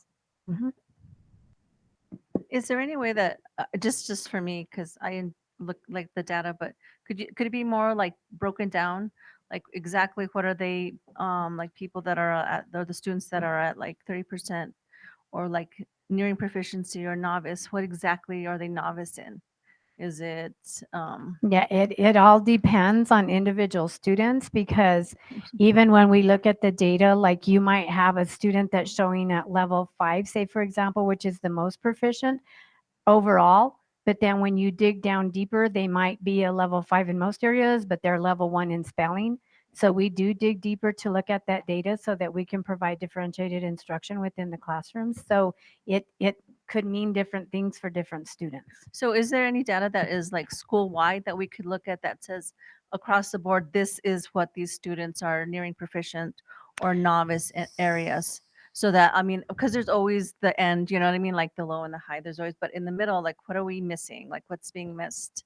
And is it tied to the curriculum for whatever they're using? That's kind of like what I'd like. Yeah, I know that at second grade, one of the specific areas in iStation that lowers our score is text fluency because that's the first time that they see that test. So when they see that in August and September, our scores are usually lower. And then as we continue to work on that, those scores increase.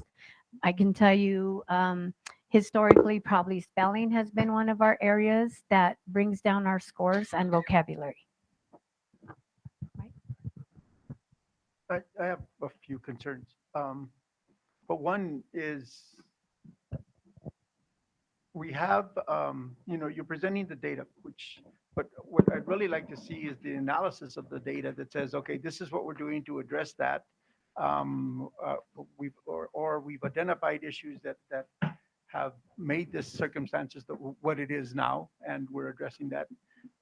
But more, I think something that would be clearer to the community as well as to us is to create dashboards for every single school. And there's Albuquerque does this, and they're really a very good way to get a full assessment of what's going on in the school. So in each individual to each school, you would have individual to each grade. You could even put down the one thing that Albuquerque didn't have is the student-teacher ratio. So we could see that as possibly an area of concern if there's either successful, being very successful or being very problematic.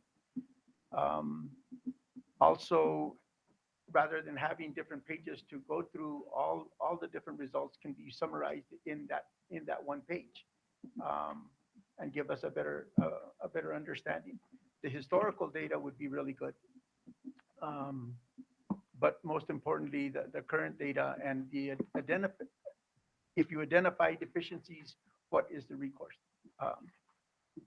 And if there's additional resources that are identified that are necessary, then that's the formula for bringing them up. And that's the formula for us making budget priorities. As we get into looking at the budget here pretty soon for next year, it is good to have that kind of information. And the iReady diagnostic results, what grades take this? Kindergarten through 5th. So K5. So I'm looking at one of the graphs, all schools, math, and it has tier 1, tier 2, tier 3. So am I reading it correctly that only 5% of our students are proficient according to this test? Correct.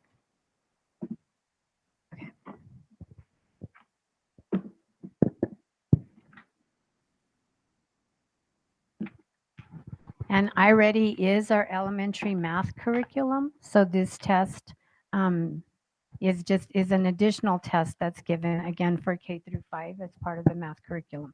So we do this test 3 times a year as well. I'd like to know as a younger primary teacher, I believe iReady tests, the questions are K through 12th grade, right? The assessment is the same for all grade levels. They're taking the diagnostic test? No. Right. I was told when I was a teacher here that it was the same for kindergarten through 12th grade. They would be given the same exact questions. So if it got the kindergartner only 20 questions, it would stop them then. It's just like our math test. Let me think through it. There's a word for it. if a kid's doing really good in kindergarten, it starts giving them harder questions. If they start struggling, then it gives them more of their grade level. And it's just because it's trying to figure out what the child knows or doesn't know. Are they advanced? Are they within grade level? Are they way below grade level? So it doesn't start, you're not going to have a kindergartner doing a 12th grade problem if that's not what they're doing. They start out within grade level and then it adjusts depending on how they're at. Okay, and then as far as iStation, you know, as a teacher too, beginning of the year, it's a brand new test. I don't think it's an accurate representation of students as well, especially because vocabulary and spelling are weighted more heavy than the other categories, correct? That's certainly great. But I mean for K through second, correct? You said that the district is using iStation for K through 2. Okay. So when you said it's a brand new test, I'm not sure it's a brand new test for kindergarten. Right, for kindergarten, but first grade, I tested my students this year and there were 8 subtests. So coming from kindergarten to first grade, that's an additional 4 tests. As well as second grade, there's text fluency, spelling. So it's brand new subtests Yeah, for every grade level, correct? correct. Okay. And expanding on the corrective action, can you tell me how many interventionists we have, particularly for math? We don't have math interventionists. We have language arts interventionists.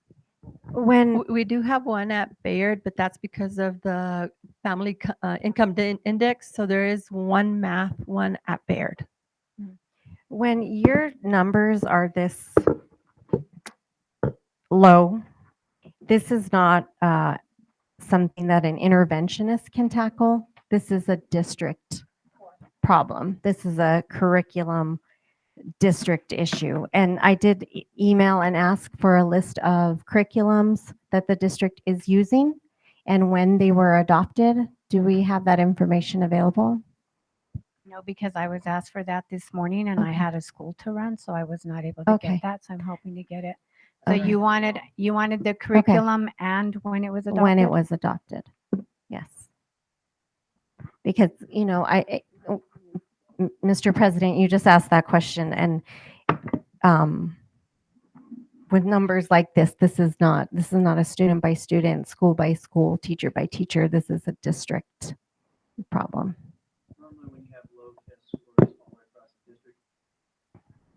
Normally when you have low scores across the district, it is a curriculum thing. So there's a pretty good chance there's problems with the curriculum being implemented correctly or not even the right curriculum. And with that comes the scenario we're in now. There's a presentation of the data, but there isn't the remedy. There isn't the identification of what needs to be changed. So I think going forward, any data that's presented should address the obvious. It's not that these numbers are not something I don't think anybody in the district would be comfortable with. So it begs the question, what's going on and what are we doing? Well, that will be part of what I present to you at the end of my entry plan. There's definitely not the urgency that there should be if we're working for kids. There's not a lot of urgency. And that is a problem. Again, I'm just in the middle of my entry plan though, so I'll be happy to share everything that I find with you at the end. And the MAPS data we received is not, it wasn't printed correctly.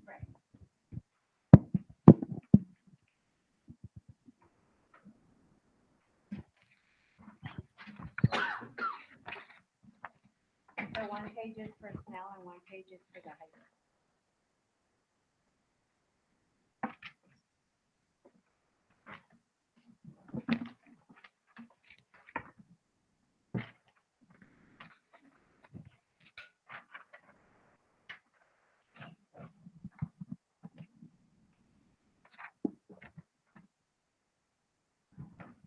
So in the elementary level, I know that you do,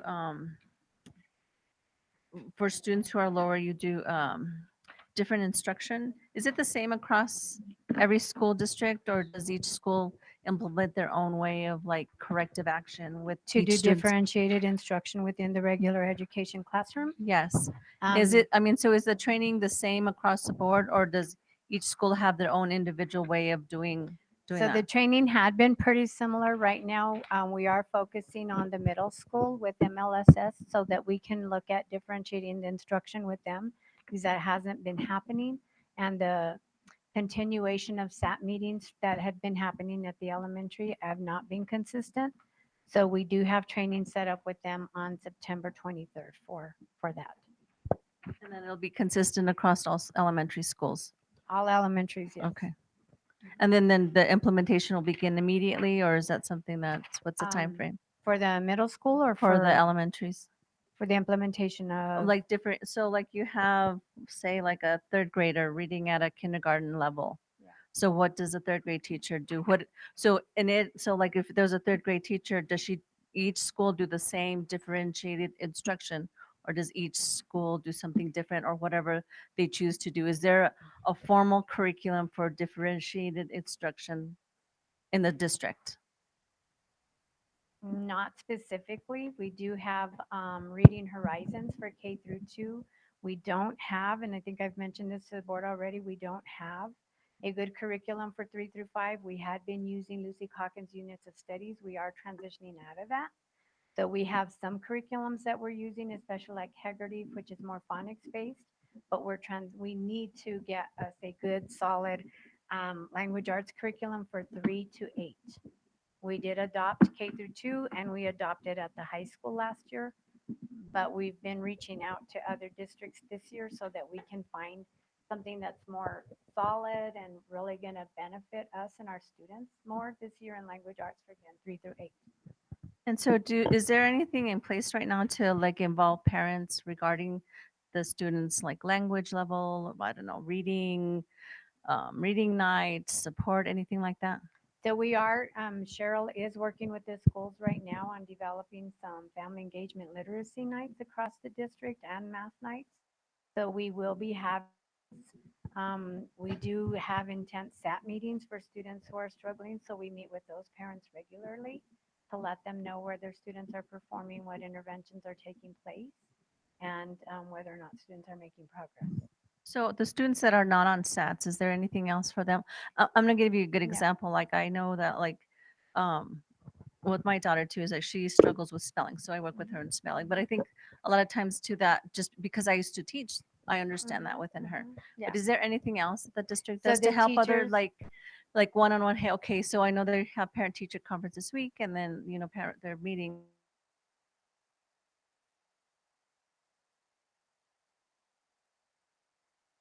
The good links, and does the district support stuff like that? Is there something that's common amongst all the schools? I wouldn't say there really is something that's common amongst the schools. I mean, teachers always do meet with parents on a continual basis.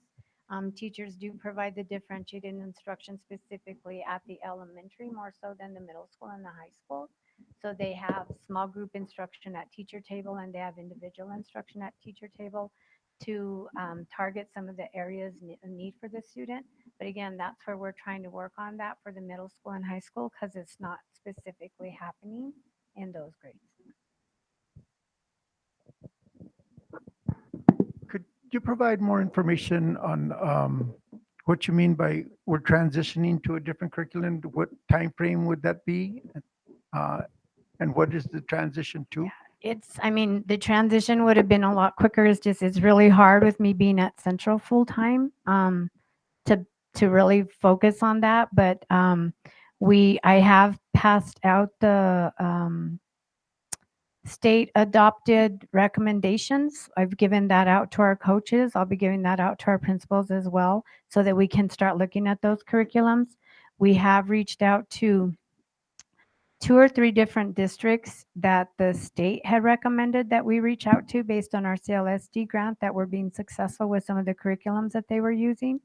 So we've reached out to Los Lunas. We reached out to a couple of schools in Roswell as well so that we can see what they're using so we can try to transition to that. So, I mean, the transition is hopefully we can, really look at using our coaches to help facilitate that so that teachers, and we can start bringing in some textbook companies, some consultants, so that they can do presentations to teachers so that we can make the decision on what we're going to look at going forward with for our curriculum. Is that being done through a committee? Right now, it's been through the coaches, but I know when we did our Hegarty at K through 2, it was a committee of teachers across the K through 2 grades, and we're going to be doing the same thing with 3 through 8 as well. It will be a committee of teachers, yes. And then, so usually what we've done in the past is we have a committee. They typically come up with 3 or 4 curriculums that they're most interested in. And then we bring those presentations in, and then all teachers have an equal vote or an equal say in which curriculum they want to go ahead and adopt. The board should have a leading role in that selection. So if the committees can report to the board and that recommendation those recommendations be reviewed by the board, then perhaps we can have a more coordinated effort and we won't have to be going through second guessing the choices as they come out. And how is funding for curriculums done, especially when a curriculum is chosen that is not on the state chosen list, such as You're Lucy talking- Calkins? Yeah, if you're talking Lucy Calkins, that was through the Circle grant. That's how those materials were purchased. The Reading Horizons materials, those do align with structured literacy. So we did purchase those. I can't remember if it was Circle or CLSD. So we did purchase through that. My hope is that we can, my intent is that we can use K5 Plus because we are allowed to use some of our K5 Plus money on curriculum so that we can use that money to adopt our language arts curriculum at the elementary level.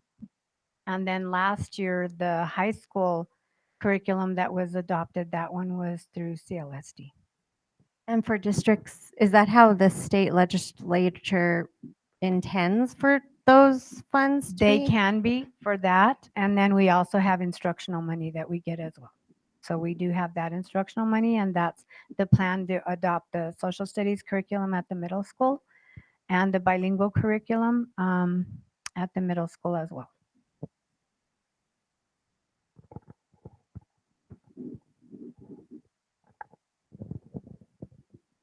I guess more of a comment for me is when we do adopt, if it could encompass everything for the teacher, phonemic awareness. I know with our old curriculum, we didn't have all the necessary materials. So that made it hard to have to kind of pull from here and pull from there, so that it just encompasses everything of that subject. And that it not be rolled out mid-year. That's even harder for teachers to adapt to a new curriculum mid-year. So they have enough time to adjust to that curriculum. Are there any other questions? Thank you, Ms. Varela, for the presentation. Going on with Superintendent's report. So, Mr. President and board members, as you mentioned earlier, the 1266 notification to the state auditor, I finished working on the draft with the attorney today, and so that's been submitted. As far as I know, it's been submitted. It's supposed to be submitted immediately, so the draft was finalized this afternoon, so I think it should be submitted tonight. And there's 4 main areas, and I'm not able to give out that information, but there's 4 main areas of the 1266 notification. Okay. And so we interviewed on Friday several candidates for the central elementary position, but at this point, we're still haven't selected any of those, and we're going to continue to keep the position open, or the announcement open for that position. My listening and learning tour starts soon, and so I wanted to encourage everyone to participate. I know that everyone signed up for different dates to go to, and look forward to seeing everybody at those. We're going to publicize that quite a bit over all social media and phone calls, text messages. So we hope to get a lot of people to attend those so we can actually get a lot of input from the community and parents. The operations director position, we offered somebody the position. Not sure if that person's accepted or not yet. And I'll give you more information once a background check and everything is cleared for the person. There's a number of fundraisers, probably more than last month in your packet. I won't go through all of those, but just wanted to let you know that there's quite a few there. After the listening and learning tours, I'll be doing staff town hall meetings also. If I could Oh, go ahead. interject on the fundraisers. There's 3 of them that I had a question on. One of them is by Margarita Rota, and it is regarding the graduation. I'm not. I don't understand how a graduation isn't funded under regular funds and why it's having to do a fundraiser for graduation. So it's not very specific on what the intent is. I'm not sure about that, but I am going to plan on meeting with the high school to talk about graduation also. So I can find out more about that too during that time. Okay, because that doesn't seem to be a good description for a fundraiser. And then the next one is at Hurley Elementary School by Ms. Martinez. She asked for the good of the school. Again, not a very specific use. She does identify things like the incentives for AR goals, which I don't know if that should be something a fundraiser should go for. The other part, I think she does use that for fundraiser for incentives for the students, academic incentives. okay, and I'm wondering why there isn't budget money for that kind of budgeted. How come that isn't a budgeted expense? I'm not sure what kind of incentives she's going to use, but sometimes mark that can't be used for food or certain things. I'm not sure what she's planning on using for incentives. And, okay, and the other thing is that she has student supplies as needed. Again, why isn't that part of our budget, normal budget expense? And lastly, there's a 15% that goes to the administrative fund. I didn't see that. Yeah. I hope the administration is not charging anything for managing the fundraising. I'll look into that. I wasn't even aware of that. And so the question is that applicable to any other of these fundraisers? Let's see. The last one is Snell Volleyball with Hannah Burnett. It's for team apparel. How does that fall in the terms of Title IX compliance, where we have a team, a female team, particularly having to do fundraiser for their own uniforms? Well, I do know a little bit about this. So the athletic department rotates who gets new uniforms. They can't get them for everybody every single year. So I think they're on a 4-year cycle where they get uniforms for different teams every 4 years. So the coach probably wants to get additional gear. So she's selling fan gear, which the football team does. Other teams do also to raise money. Our athletic budget doesn't have enough money to buy uniforms every year for everybody. So if they want additional things, they do fundraisers. Anything like that. Probably not for jerseys, for you. It's probably not for full regular uniforms. Might be warm-ups or shoes. It could be anything. Well, it could be because we changed our logo from Redskins to Miners. So it could be that they want new jerseys with the new logo on them. Sometimes it's stuff that they keep also. They're gonna, like, uniforms have to stay, but they'll buy stuff, make purchases of apparel that they keep. I'm sure that we're in compliance with Title IX though. And I would make sure because I did coach girls sports for 15 years. Okay, those are the questions I have.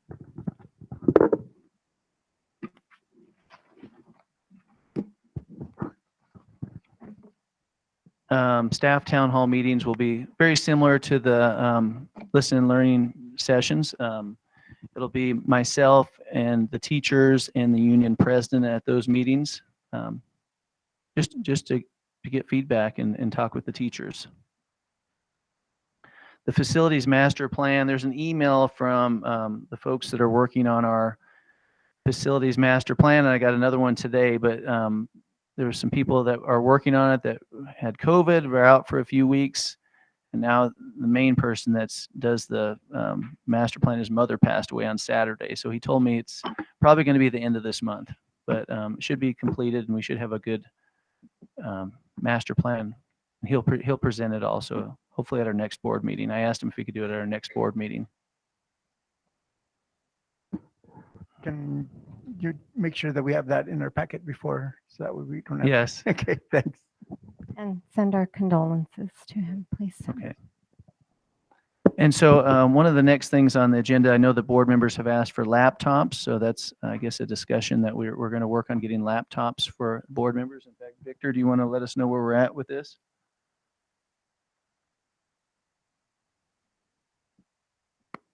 I'm basically just waiting on you guys. We have our laptops ready. One of the reasons that this has become a very big issue is that our using our laptops, our personal laptops in business, especially like the things that we're doing now with the policies and the different committees, opens that laptop to inspection if there's a subpoena. And so if you're okay with your laptop being opened up for that kind of level, then you may be okay without one. But I personally would rather have a laptop that's specific only to the school duties and would afford that to anybody else that would want to request that. I certainly do. And it's part of like records management policies. They were to request another IPRA request. You'd have to turn over anything you do district business. If it's your personal cell phone, personal laptop, you'd have to turn all that over. So are we also going to be getting district cell phones? That I don't know. I mean, if that's something the board would like to do, I can see if other districts do that. Districts using utilizing laptops. I'm not sure about the cell phones. Same reason. It would be the same reason to have that. So if you could look into that, Dr. Spoleta, and maybe we could have that on the agenda. We had also talked about putting the agenda like in the Google Drive to save on the printing and to have all that stuff on the Google Drive. I don't know if that would be possible too.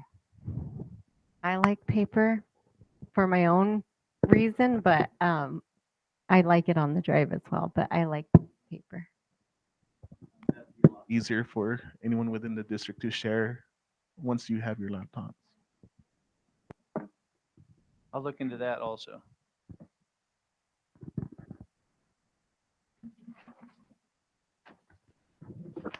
Okay, any more questions on the laptops? Or can we move on to the professional services contract? So in your packet, there's a professional services contract, and I just wanted to share that with you for physical therapy. Is this a new vendor or is this one that we've used before?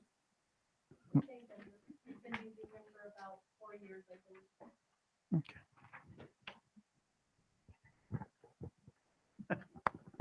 It's the same vendor. We've been using Mr.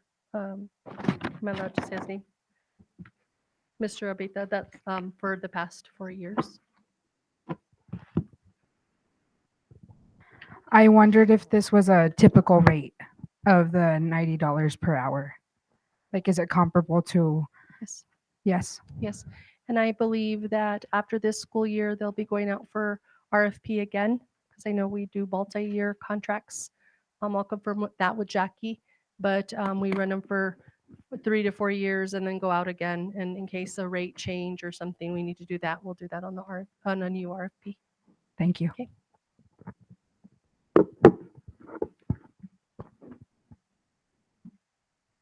Any more questions on the contract? Having none, we're now on Kiana Huerta is she available? No, she messaged me that she had band practice tonight, so she would be unable to make it tonight.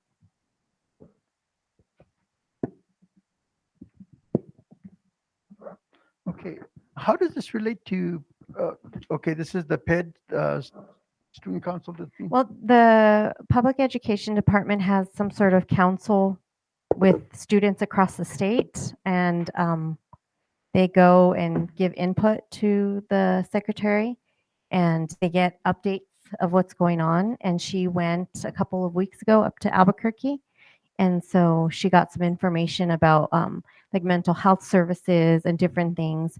And I thought it would be a good idea for her to come and update us. So maybe the next meeting, or maybe she can type us up something if she's going to have band practice again. She's a senior at Cobre High. And if that's going to be the case, we can move her up. The band practice starts at 6, but I think they have to be there like 5:30. But if we move her up to the beginning of the agenda, that might work, because I Yeah. think they have Monday practices now for quite some time. Okay, yeah, I can talk to her, or maybe she can write something up for us and just give us an update what she's learned. And Cool. Yeah. That's all for the superintendent report. Okay, that brings us up to public input on anything that's not necessarily on the agenda. Do we have any input, Victor? Okay. Oh,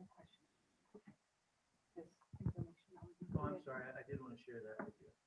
Sorry about that. So that's the new superintendent academy that I'm attending. So I wanted to share that with you also. It's through CES, so it's in person and virtual.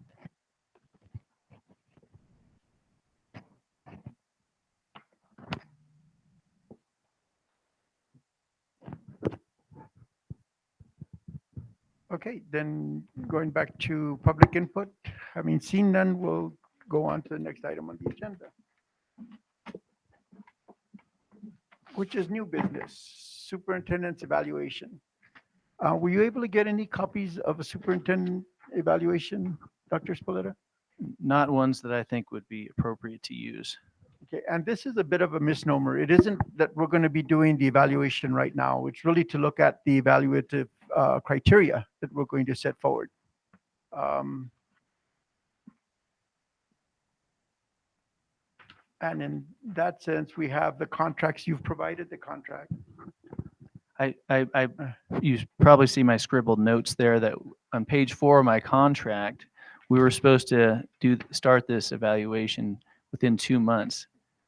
As you remember, those of you that were here in June, I mentioned this in June and I was told to wait. So I wanted to bring it up to you again that we should probably do this. So we need to develop performance goals. And I need to develop an evaluation form to be used with the goals. And then we need to have objectives based on my duties and other responsibilities. Do we want to do a separate work session, or would you like to do this during a regular board meeting? It would be better on a, I would think, and I want to see what everybody else thinks in terms of having this as a work session, because this could run over some time. And besides, I think I know I need to do more research. I was kind of hoping that we'd have some samples, but out of that, we certainly. I received a few samples, but I don't think they were what I would want. Yeah, I think one of the biggest shortcomings we have right now is we don't have the strategic plan that we can align goals to. So this will be an interim one until certainly change when we do have the strategic plan. So we can schedule a workshop. What would be a good day for everybody? Well, actually, we can't do an action item. We can't treat it as an action item right now. So we'll put it on the agenda to schedule a workshop for the next meeting. Okay. Okay.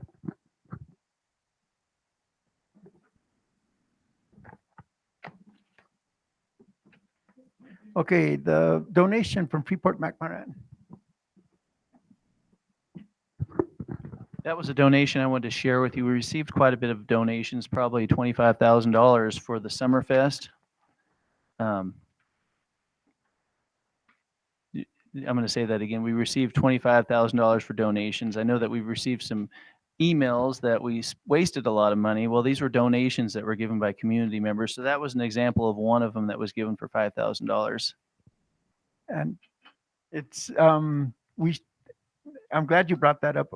We should have addressed that at the time, but we need to send a letter of gratitude for that and have some kind of post that on our website so people can understand for the use of. There was at least 50 donations, if not 100 donations for Summerfest. There's a lot.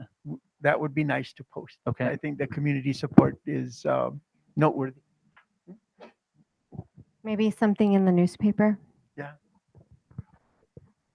Ms. Acosta had also told us that she'd be sending thank you cards to everyone. I remember from one of our past meetings too. I saw the cards. I don't know if they've been sent out. We've sent some emails and letters, but we're planning to meet actually soon. Okay, thank you.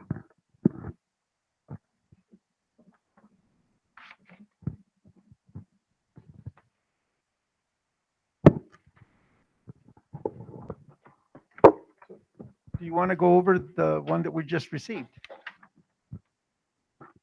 Say that again. You want to discuss the one we just received, the $5,000 one?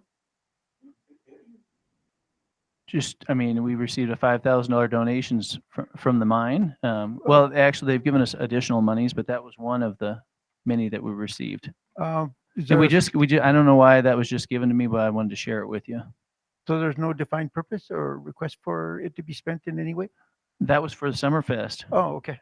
It finally came. Okay. Okay. I'm sorry. Okay. Let's see.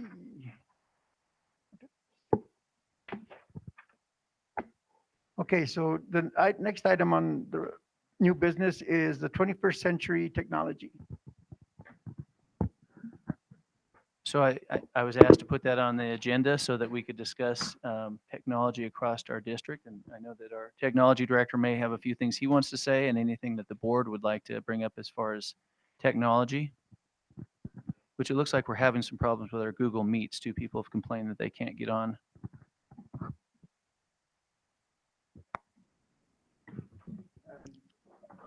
I believe this 21st technology was actually your guys' subject because it wasn't mine. But if we have people that aren't getting on, are they being, okay, so. One of the challenges I think that we face, and again, this probably is a good session to lead into a workshop. But last year and perhaps this year, we have students that for whatever reason feel that the environment isn't safe, whether it's physical safety, health safety, particularly COVID, aren't attending school, and they're put on the program Ingenuity.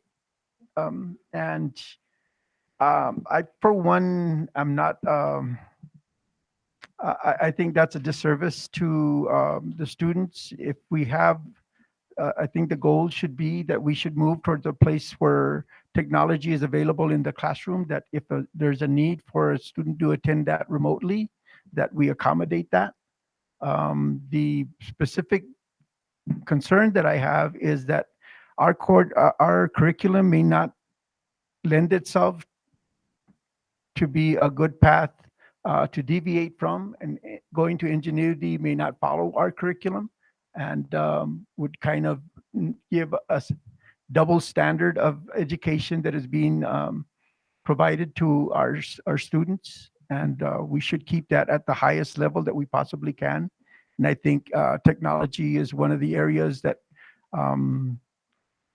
is the best vehicle for that. There are classrooms. We already have equipment that will teachers get followed around if they're wearing certain devices that the camera does the movement. We can use bigger monitors so that there can be better appraisal of who's attending and what it is that they're doing and response to students, as well as even the opportunities to expand into the areas of partnerships with other schools, not in the United States or abroad. Those are opportunities that would open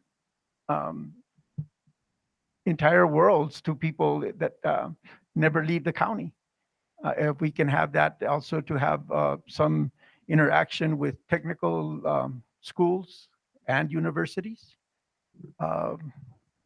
The other part that I think is very, it's an imminent need, and that is the one for robotics competitions. Last year, the Mssa group had a very difficult time getting the ability to program their units.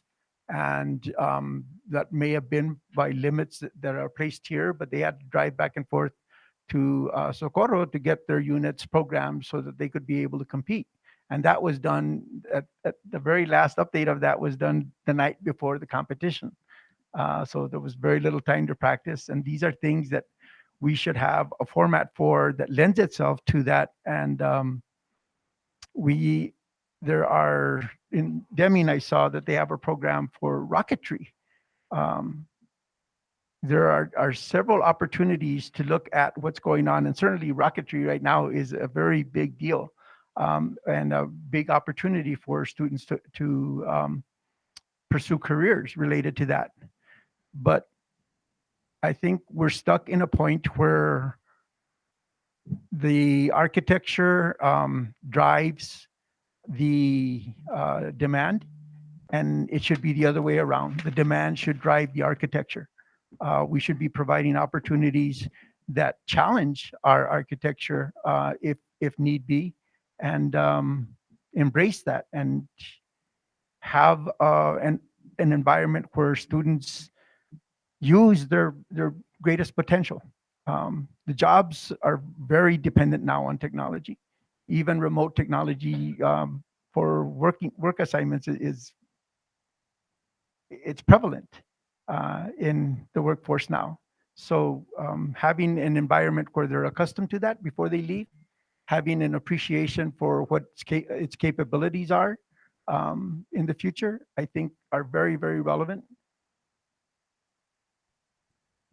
So that's my spiel on where I think that 21st century technology is something that should be embraced. I just had a simple question. So is Google Meet the only way to, or is that a standard for the way the school meets and does their documentation? Or is there, like, I know where I work, we use Microsoft and we use Teams and different things like that. And it seems to work. It's really like, I mean, there's obviously issues and everything, but it allows, like, for example, this meeting could be a Microsoft Teams meeting and anybody can get on, they can do the chat. And so I'm just wondering, like, what are your choices? This one can actually be accessed from the public.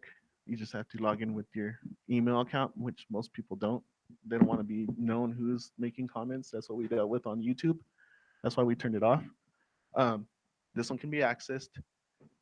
It's just, I don't think anyone does. There's usually a few that usually do get on, like Mr. Esqueda. There's a couple other community members that would get on. On the YouTube, during your meetings, you only have 12 to 14 viewers. You get hundreds of viewers the following day or later on in the night. So on the agenda, I think that's why we went just to do the Google Meet. Then we can upload right after the meeting's done, to YouTube for viewing afterwards. But Google Meet is our go-to because we are a Google school, and that's what everything works with. Well, we could definitely utilize Teams or whatnot. It's just we like to stick to the platform that everyone's using, so it's just straight across. When you say we're a Google school, is that in cement, or is that something that is still viable for change? Utilizing Google Chromebooks, so it would be that's something that's probably could be discussed during a workshop to you have a little bit more knowledge on that. Okay. As a teacher, using Google products is very user friendly. Using Google Docs, Google Sheets, I would, I mean, at Aldo we use some Microsoft as well, and I prefer Google. That's just my opinion. I agree. I totally use Microsoft with some of our vendors with Microsoft Teams, and they're always disconnecting. So we usually have to create a link so they can join back into the meeting. And then Zoom. A lot of people use Zoom. It's thing, but even to this day, they still haven't updated their security policies. So if we're not in compliance, then we're not going to use it. So that's why we stick to Google. And it's a platform, like I said, it's user friendly. If we were to go Microsoft and switch over to Microsoft devices, then a $300 device is going to turn into a $1,000 device. No, I got you, miss. And along those lines, the conversation that I really want to have in the larger context is the use in the classrooms, the availability of remote access for students that need the remote access for their classrooms, the competitions that we can be participating in if the students are able to program, and the different other explorations of technology and exposure to that would mimic or prepare people for workplace technology. During the time that we were on remote, we had a few dozen staff members that were utilizing virtual field trips. They were going to different things all around the world. It's just depends on that staff member on how they want to utilize their curriculum or bring something into the curriculum. I know Mrs. Cornwell, she utilized a lot of different resources. She was probably one of the only ones. And like I said, Daniel and I work hand in hand with a lot of staff, and she's really the one that would challenge us. And Mrs. Cornwell was one of the ones that brought up numerous concerns and the consequences that came with those concerns. But a lot of it also has to do with what's available in the classroom. If you're going to do these kind of interactions with different schools or whatever the case is, a good size monitor should be available. Whatever else that could really be a noteworthy environment for us to be able to participate in the larger community of schools. Can I answer that still? So, the classrooms that do have interactive projectors at the moment that aren't fried, they can utilize those, and that's a pretty big screen, same size as this on the whiteboard. They can utilize that any way they want. They can make that a second screen. We're in the process of installing monitors in the classroom with a docking station. So in reality, they'd be working off 3. So that's a pretty good resource right there for them to be utilizing. I'm not sure what you're directing that monitor usage towards, but if that's for students, then the standard size of Chromebook is what we have right now. I think we're doing good at improving our technology. Victor and his big staff have done a good job of improving it, but we have a long ways to go in the classrooms. We're still way low level learning in all of our secondary classrooms for sure, which should be a lot higher. I've been meeting with the university, and I plan to meet with Silver and the university in the next month to talk about some ways we can improve academics. Okay, thank you. Okay, moving on to the SEL discussion. This was kind of my question. Is this being taught at every elementary school?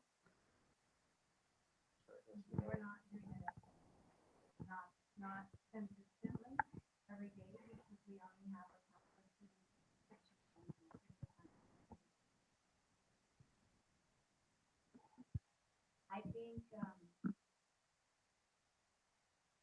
I think the other 3 elementaries are doing it. Central has not started it this year because we only have a counselor 2 days a week.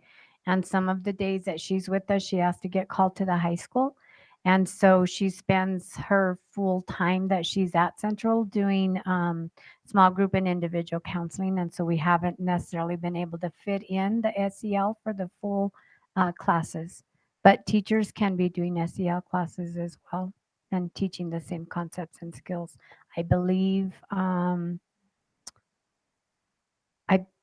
the last time I talked to Mr. Corey, they're doing it at San Lorenzo every other week, I believe. Again, for the same reason, because they don't have their counselor every day and they're spending more time doing individual and group counseling.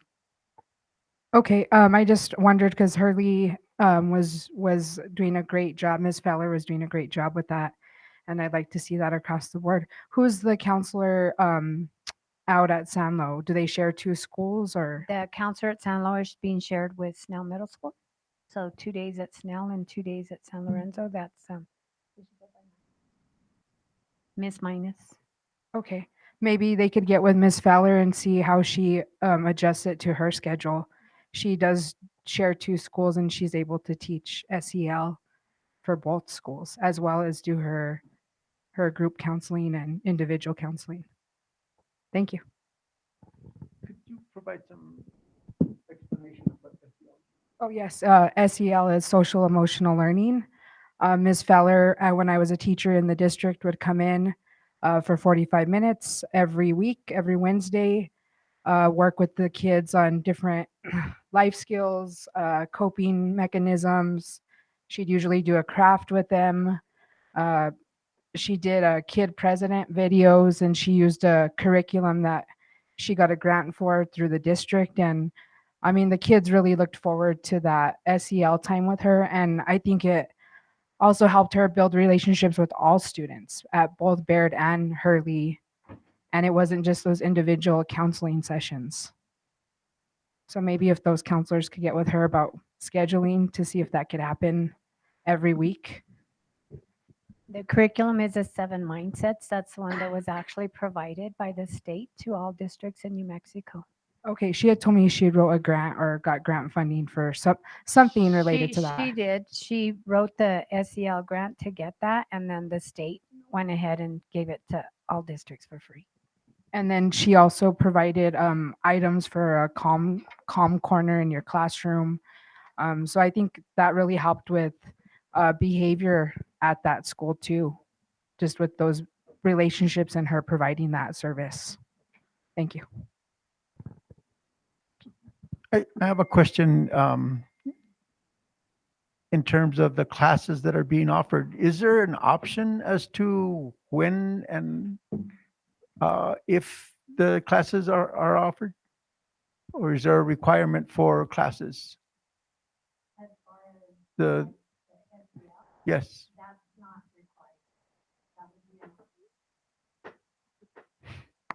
SEL classes are not a requirement that as the way that they're being done at Hurley. So the SEL classes were actually implemented during COVID when we were doing remote learning. That's when the counselors started coming in and doing those lessons for the classes on a weekly basis. And do we know of a need, or how is it that we make a determination as to whether the classes will be done or not? They were being done at all elementaries up until this year. But again, like I say, at Central, we have such a need for the individual and group counseling that we haven't started implementing. We've done some of the group SEL classes based on need, but we're not doing them consistently like we were in the past. So is that individual per school? And who makes that decision at the schools? The building, the principal, the teachers. Okay.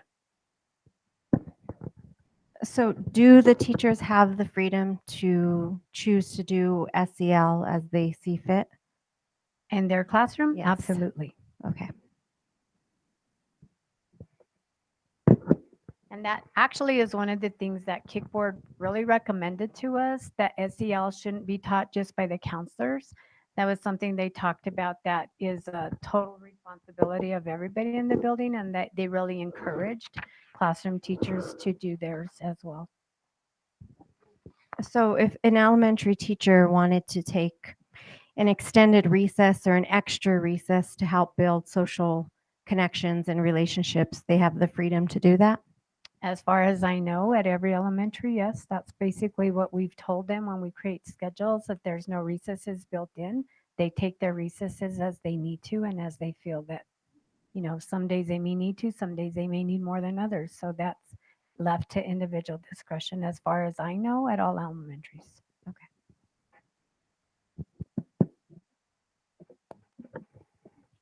Any more questions? Okay, then we'll move on to the next item on the agenda, which is RFP for legal counsel.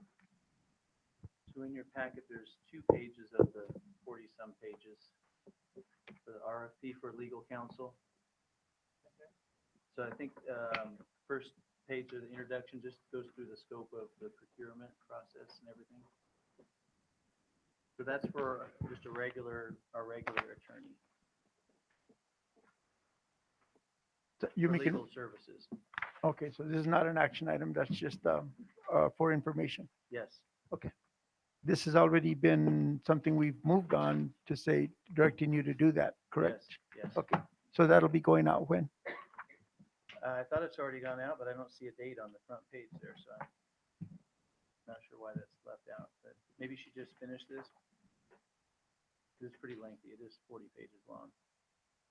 Okay, no, what do you mean by finish it? Well, you had to put everything together on the RFP. So we need to sign it but that would be, Actually, Frank, can you help me on this? Because I'm not sure what we're missing here on this. This is the scope of work on the first page. No, I'm not familiar with that. I haven't reviewed that particular one, but you have there in front of you just a summary, and everything else will be in the body of the RFP itself. So this is just the scope of work here, but the rest of it's pretty detailed as far as what it covers. okay, so that's going to be posted out. And, Yes.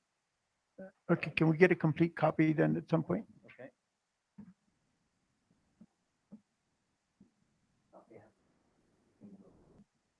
Okay.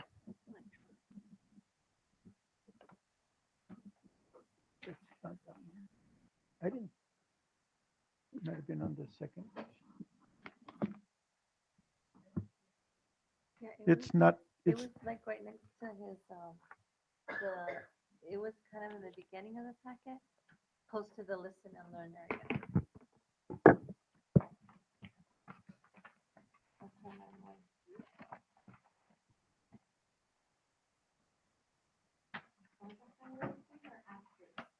I can't remember. I think it was before the fundraiser. Somewhere like that.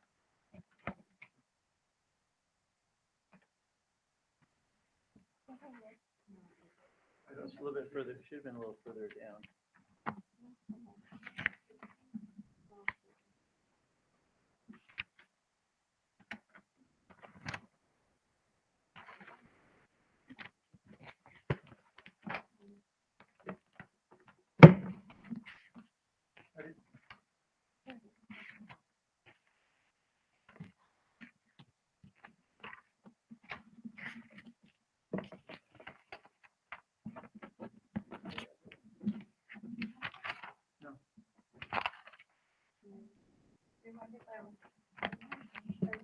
It should be under almost like the finance.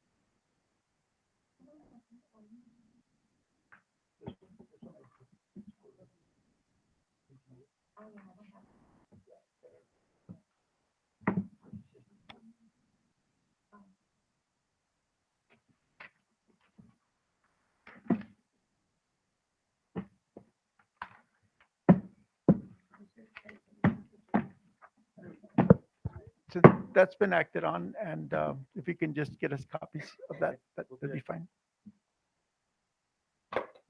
Okay, Title IX. I think that was something you asked me to put on the agenda.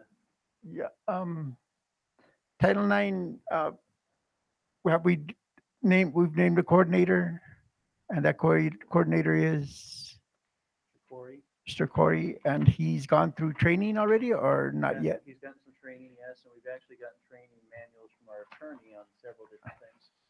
Related to Title IX? Mhm. And along that, is there a plan to do an assessment of compliance in our current state?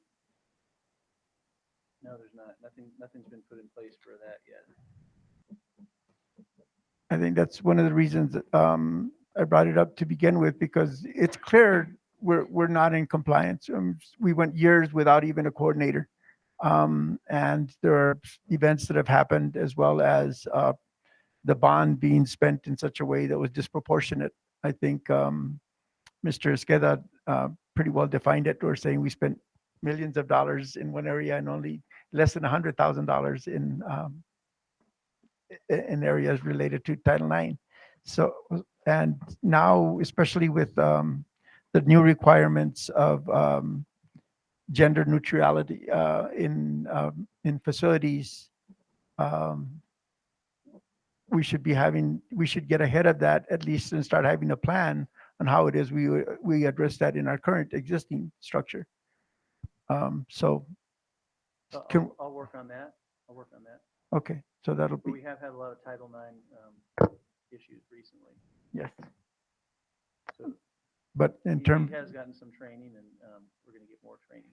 yeah, the incidents are one thing, but organizationally, we have some, District-wide, yeah. yes. Okay. So out-of-district agreements.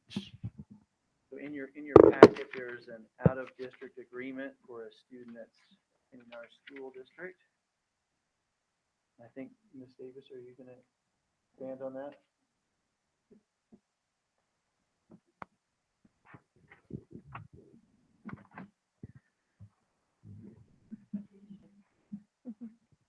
So the out-of-district application, I know our attendance coach came to me and asked if we had anything in place.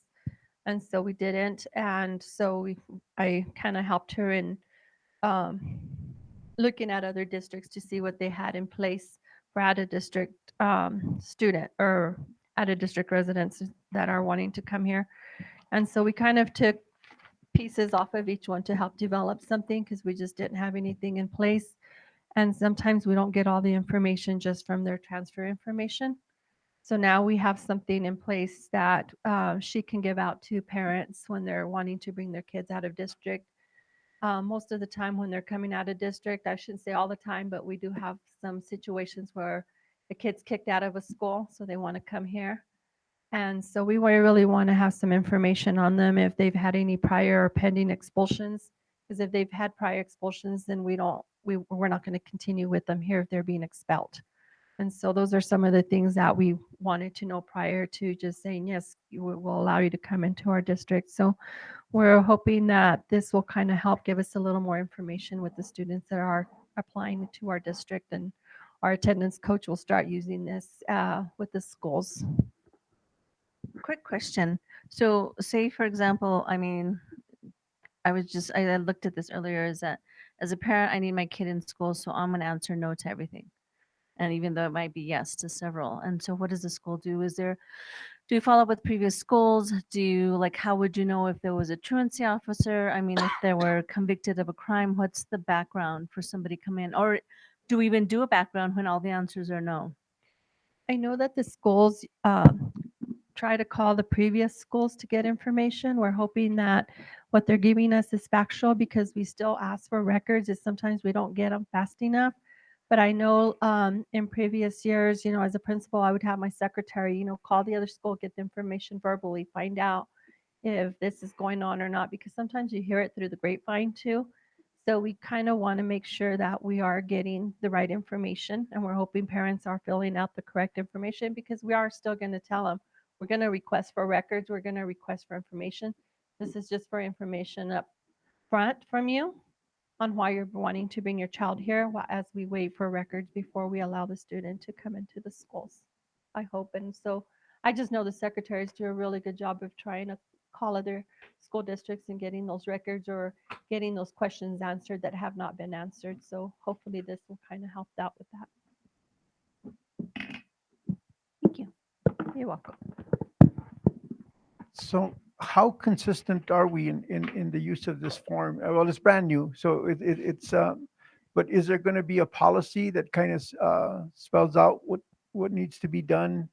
And is there going to be a route for somebody to appeal any decision? So I think in our 300s, we do have something for out of district students, but I haven't read it thoroughly. I just know we were in a need to have something for out of district. So when we get to the 300s, we need to kind of align things. And I know we're in the process of getting those done. So at that time, we can start reviewing to make sure everything's aligned. And we do have something if they want to appeal and what the process will be for that. So our current policies don't address that? Off the top of my head, I cannot answer that truthfully. So I have to look at the 300s and see what we have in the 300s. Even in redoing the policies, this is something that I see could be litigated very quickly. And it's necessary for us to have a policy. And if it is that our current policies don't address it efficiently, then we need to go ahead and move forward with putting that up on the priority list for our revision of new policies. Absolutely. And that's, I know when Dr. Spalletta came to us too, he asked about if we had anything. And I know we haven't, like I said, gotten to the 300s. I can't recall everything that we have in the 300s. So I would have to kind of go back and review. I know we have something for out of district, but I just don't know to what extent. Okay, if you could do that, we'll have a policy meeting again tomorrow. So if you could bring that up, because we're barely going to get into the 200s now, and that's going to take us a few months. So that might be something we need to move up and address very quickly. Correct.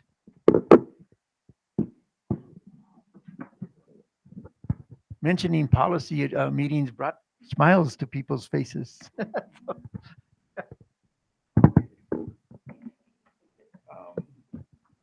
So any more discussion on that? Nope. So we will move on to the next one, and that is the Title I funding for Cobre High School. So when I first came into the district, I noticed that all of our elementary schools and middle school were Title I funded, and I said, why isn't our high school? So speaking with Ms. Barella, we talked about applying for the high school to be a Title I school. It doesn't make sense that all of our other schools that feed into the high school are, but the high school is not. So you want to talk about? Just to say, I'm not sure why. We've never applied for Title I at the high school. I don't know any of the background on that. I do know that it is an option for us to apply, so we will definitely look at that when the applications come due in the spring. What's the criteria? If the rest of your students are, I think it's 55% poverty level, or if the rest of the students that feed into that school are over years, then the high school should be eligible as well. Every school I've ever worked at has been a Title I school, so that funding helps a lot. No chance of getting that for this school year. The spring application will be for next year.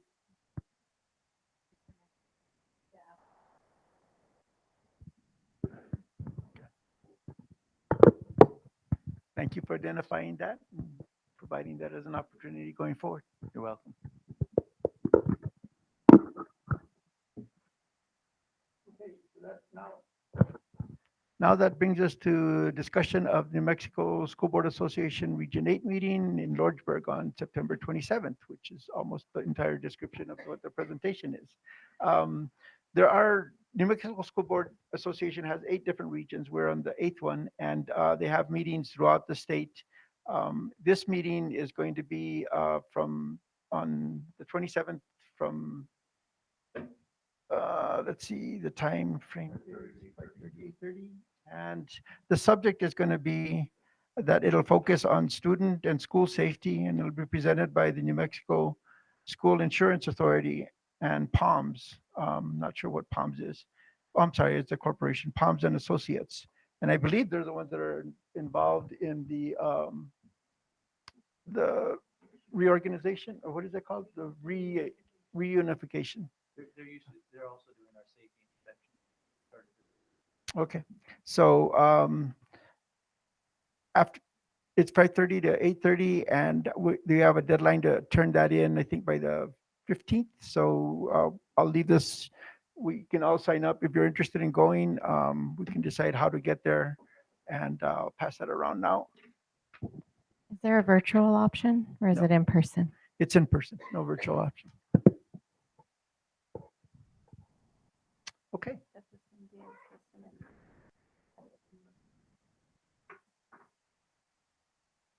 Okay, and there are 2 credit hours for education that school board members will be awarded if they attend that session. Okay, so now it brings us to item number 11, which is executive session. And the Board of Education shall meet in executive session for the following purposes. A, limited personnel matters permitted under section 10-15-1, paragraph H, bullet 2 of the New Mexico Open Meetings Act, specifically so that, 1, the superintendent can update the board and legal counsel and advise regarding the investigations and leave and potential termination / discharge of employees by the superintendent. 2, discussion of student issues, including personally identifiable information about an individual student under section 10-15-1, paragraph H, bullet number 4. Number 3, discussion of collective bargaining strategies as permitted under section 10-15-H, paragraph 5, bullet 5 of the New Mexico Open Meetings Act. And finally, number 4, discussion of investigation related to executive staff. Is there any discussion? Well, do I have a motion to go into closed session? Is there a second? Is there any discussion? Okay, not seeing any discussion. I'll take a roll call vote.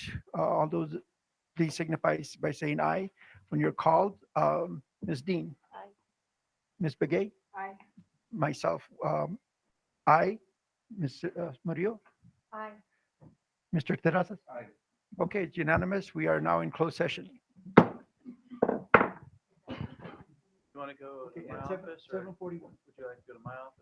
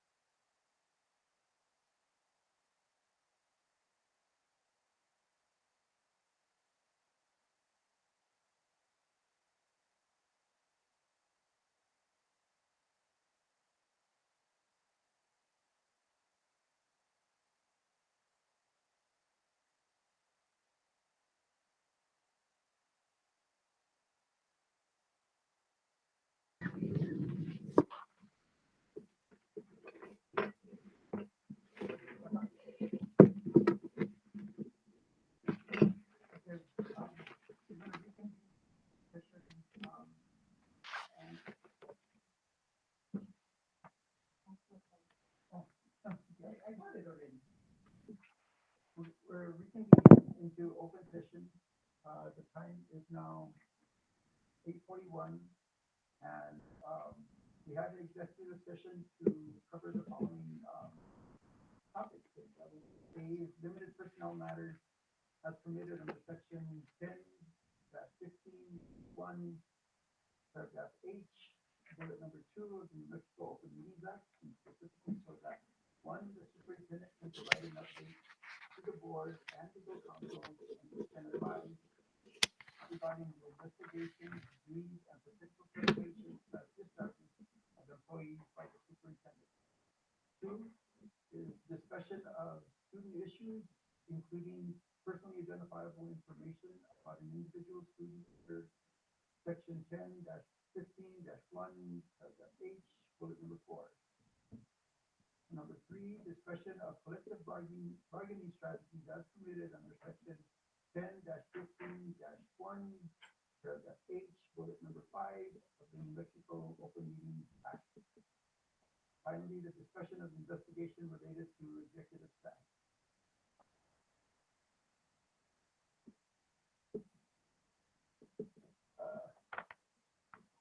Was it audible? Okay, was it audible or no? It was still picking it up? No? Okay, it would have been nice if you would have said yes, Daniel, but no, I appreciate it. Okay, we're coming back into open session now at 8:42. We had a closed session to discuss limited personnel matters under permitted under section 10-15-1, paragraph H, bullet number 2 of the Open Meetings Act, specifically so that number 1, the superintendent can provide the board and legal counsel can advise regarding the investigations, leave, and potential termination/discharge of employees by the superintendent. 2, a discussion of student issues, including personally identifiable information about an individual student under section 10-15-1, paragraph H, bullet number 4. Number 3, discussion of collective bargaining strategies as permitted under section 10-15-1, paragraph H, bullet number 5 of the New Mexico Open Meetings Act. And finally, the discussion about an investigation related to executive staff. We're reconvening now at the end of the closed session, and we affirm that the discussions related to the aforementioned topics, no action was taken in executive session, and everything was limited as prescribed related to personnel matters. So I have I'll entertain a motion now to come back out of closed session. Okay, and second? Second. Any roll call vote? Ms. Dean? Aye. Aye. You know what I mean. Anyway, Ms. Begay? Aye. Myself, aye. Ms. Murillo? Aye. Mr. Terrazas? Aye. Okay, vote is unanimous. We are now back in open session. That was the last item on our agenda. I will entertain a motion to adjourn.